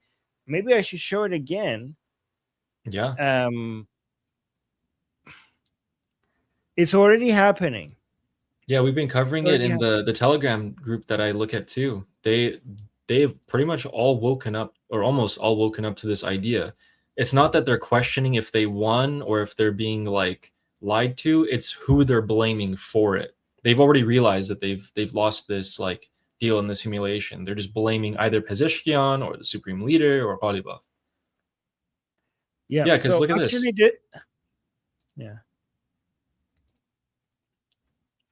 So like they're saying this is not called negotiation. They're lying to the people with shamelessness. About the whole Lebanon issue, they're like, there's going to be a ceasefire, but what ceasefire? They said they're not going to negotiate about nuclear. They negotiated about nuclear. Like only God knows what concessions were made behind the scenes. That's what the people are saying this for like days now. Sorry, go on. So let's look at what these retards are saying. I mean, this is like less retarded than the rest of them. Okay. Look at this. انتقام آقا رو نگرفتیم غلط کردین توافق کردین اینا سرکاریه دیگه. So he's saying they have been telling us that we're not going to do negotiations until we get the revenge of our supreme leader. That was all bullshit. اگه ما اگه یه زل حساب میشن مردم خب پس این زل باید خبر داشته باشه که چه. He's like, if the people are important, the regime should have told the people what's happening, and they didn't tell them. اتفاقی داره میفته. من که مدافع این وضعیت اطلاع ندادن به مردم و اینا نیستم که. Like, so this is a regime and like one of the religious people, like religious analysts, like Durka jihadi analysts, and he's saying that I'm not in favor of the regime not informing the people regarding the negotiations and the MOU. من میگم باید گفتگو بشه اینه که واقعیات وضعیت کشور و بغرنج بودن وضعیت. He's saying I think the regime should have told the Iranian people how horrible the situation is. Like they should have told us. They should have been honest with us. محدودیتایی که داره به لحاظ نظامی، دفاعی، چیزای دیگه. They should have told us the limitations of our military and our defensibility. So he's criticizing the regime. He's like, we thought we're winning and we're defeating the Americans. They lied to us. They sold us a dream. So now the reason why we have this high expectation of them not talking to the Americans and not capitulating to them is because we kept on being told by the regime that we're winning this, right? So he's like, they should have told us that what reality is. منتقل کرد به این معنی که شما خیلی ذهنیت واقعی پیدا کنی نسبت like so the people have a good understanding, a real understanding of what's happening. این که ما حالا به لحاظ توان نظامی یا دفاعی یا ضعف یا هر چی محاصره رو نمی‌خواستیم چیکارش کنیم و فکرم نمی‌کنم. So he's saying like we should have been told that we, because of our limitations in our military ability and our defense ability, we couldn't do anything about the US blockade. Like there was nothing we could do to stop the American blockade. We didn't know that it's going to cause this much calamity for us. بحران جدی بشه. در 40 روز گذشته طبق گزارش‌هایی که رسانه‌های دنیا دادن یه بشکه نفت نتونسته ایران بفروشه. So it's saying in the past 40 days, like this was earlier, we couldn't sell one barrel of oil in the past 40 days. و تنگه هرمز در واقع یه بومرنگی شده که برگشت تو صورت خودم. Guys, this is the pro-regime person, okay? This is one of those religious nutjobs, right? He's saying we have been like we couldn't do any of this that we were told that we could do, and he said the Strait of Hormuz در واقع یه بومرنگی شده که برگشت تو صورت خودم. He's saying that the Strait of Hormuz turned into a boomerang that came to our own face.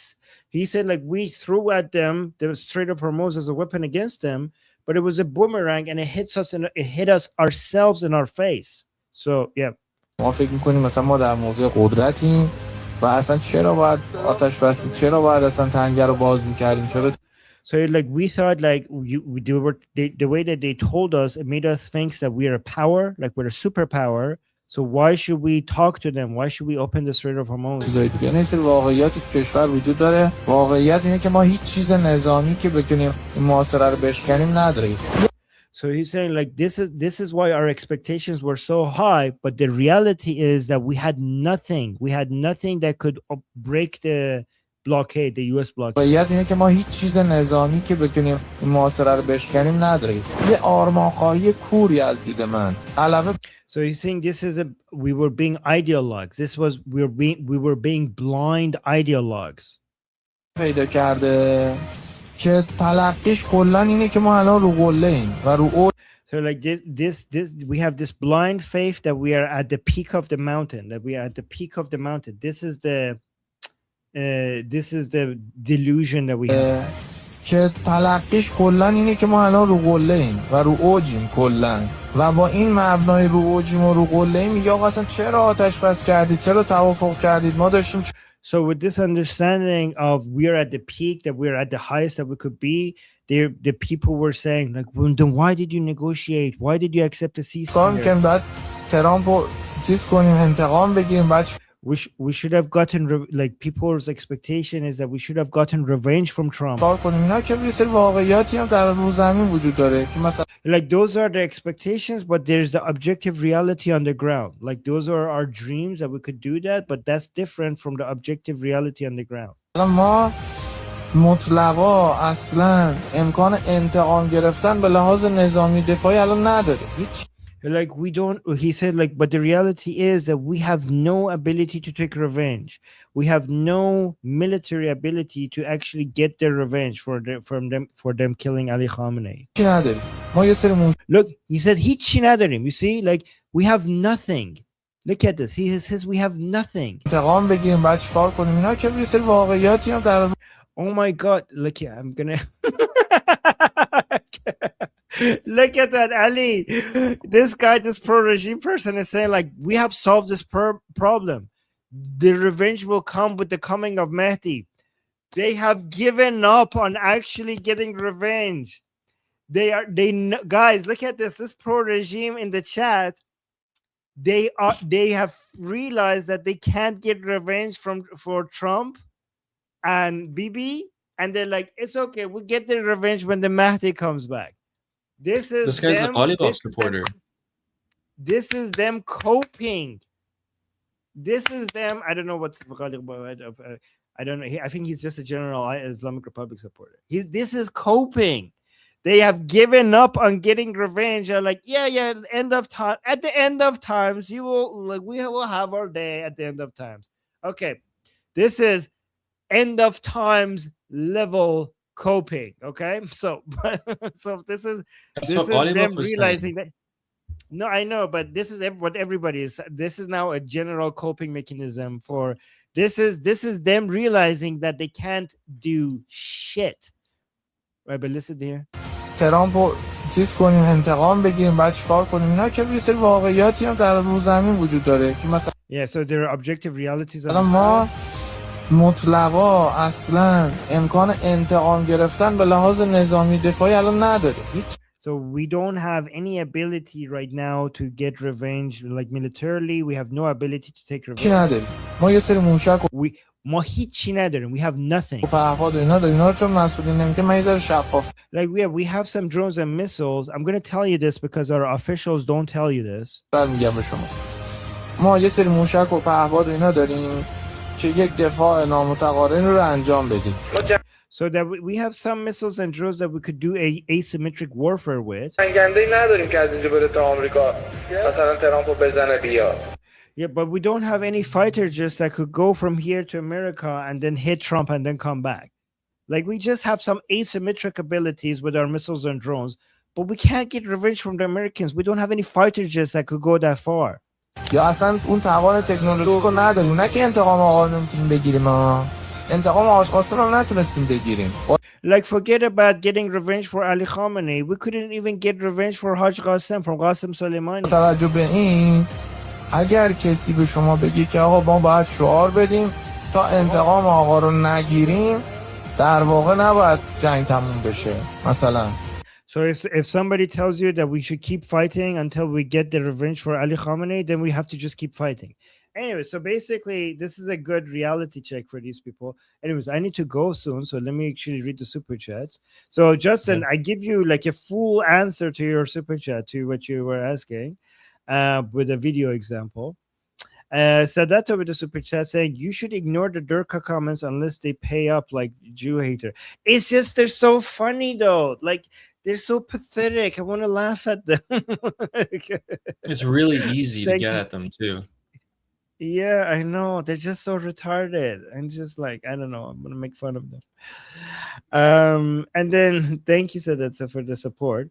Justin with the super chat saying so that would delegitimize the new government. I mean, yeah, the new so-called government has no legitimacy among anti-regime Iranians and pro-regime Iranians. Either way, no legitimacy at all. And then we got another super chat from Justin. Thank you so much, Justin, saying that will cause the regime to be so weak because all their supporters don't recognize them as a legitimate government that the Iranian people could practically just walk in without fighting and take their nation back. Well, it wouldn't be that easy because they still have money which they could give people to shoot at people.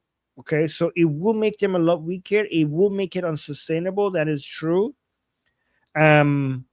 But not to the point where it would be just like that. Okay, because they still, if you still have money to pay people to shoot into unarmed crowds of people, that is still something that is you need to deal with. And then we got another super chat by Jagataik saying, did you all see the Jinn army in the Iran Muharram procession? Iran International posted about it and it's hilarious. No, I have not seen that. Ali seems to. I'll show you tomorrow. Oh my. I'll send you the clip so you can look at it. Okay, wait. So I cannot show it on my section? I have to wait for you? Show it. We can even show it right now. No, show it now. Yeah. Yeah, okay. Because we want people to wait. It's a cliffhanger. You read the next one and I'll pull it up real quick. Okay. Oh, never mind. I found it. Okay, here we go. All right, so be prepared to have nightmares tonight. Oh my God. It is that bad. This is jinns? Read the caption. Oh my God. Read the caption first. Read the caption so we have context. Muharram rituals feature army of jinn in Iranian cities. So these guys are very like Durka, ceremonial, Imam Hussein, yalla thing. Read the full super chat so we have the full context. Like not super chat, the full caption. Yeah. The caption. Traditional Muharram ceremonies were held in Esfahan, Khomeini Shahar, and other cities. Videos and images posted on social media showed this. We're about to watch that. The reenactments of Imam Hussein ibn Ali's caravan heading toward Karbala in Iraq, and the army sent by Yazid. So these guys have put a lot of makeup on to reenact this Durka mumbo jumbo. So let's take a look.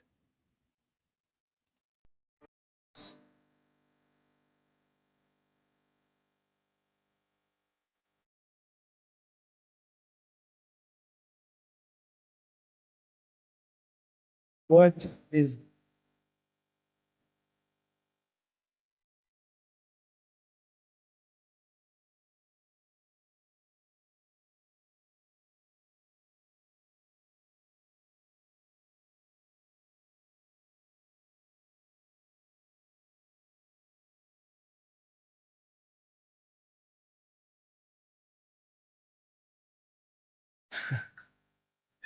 Are they supposed to be jinns? Yeah. Yeah, they're supposed to be jinns. And then here comes the army. Here comes Imam Hussein and yada yada. What the fuck? Like, so their understanding is that in Karbala there were jinns fighting on both sides as well. Yeah. Looks demonic. Somebody saying it looks demonic. I mean, technically, jinns are the demons version. Are the equivalent of jinns in Islam are resemble demons in Christianity. So that's what they're supposed to be. I guess they're supposed to look demonic. Anyways, that was weird. I've never seen that run before. I think you're trying out new things. Okay, and then we have we had a super chat saying any food they get should come packaged in the most obnoxious, egotistical, pro-American way possible. Do the whole fake snake in a can that pops out prank, but it's American flag. Okay. Oh my God. Okay, prank the IRGC, I guess. Or bacon. Yes. Oh yeah, give them bacon. And then we have Sarah. Thank you so much for the super chat, Sarah, saying, you want to read this? Yeah, Sarah's saying T-minus 10 days, time to thaw the supreme pizza.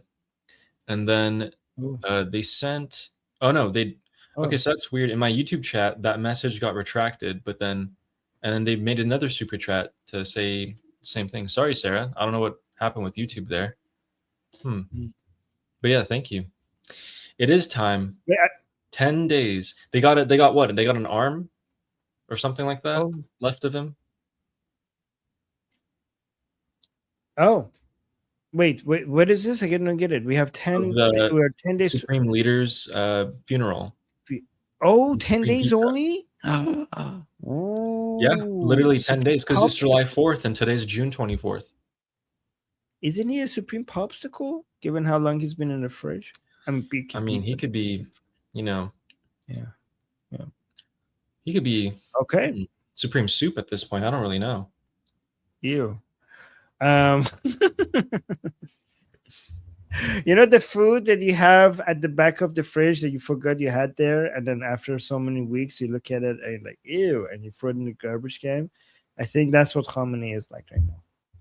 Yeah. Yeah. So, did you have anything to show, or? Yes, real quick. You'll like this, so we can end up on a good note. Boom. This is more of the same thing that you just saw with the jinns. This is the same ceremony, the same traditional Muslim Shia thing, but something happened that was a little unexpected.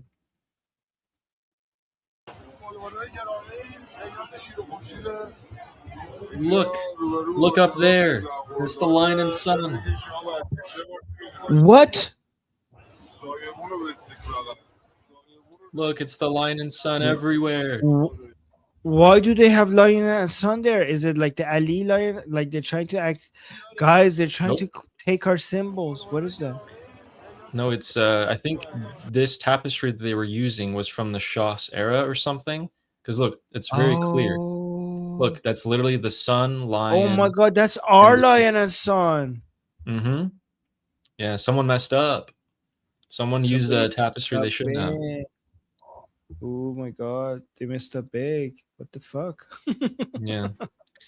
Also, Dakini, who's saying, I wish we knew if Petito was okay. He is okay. He's totally fine. He's tweeting. You can check his X. He's tweeting almost every day. Yeah, he's okay. Follow him on X. Yeah. All right, guys.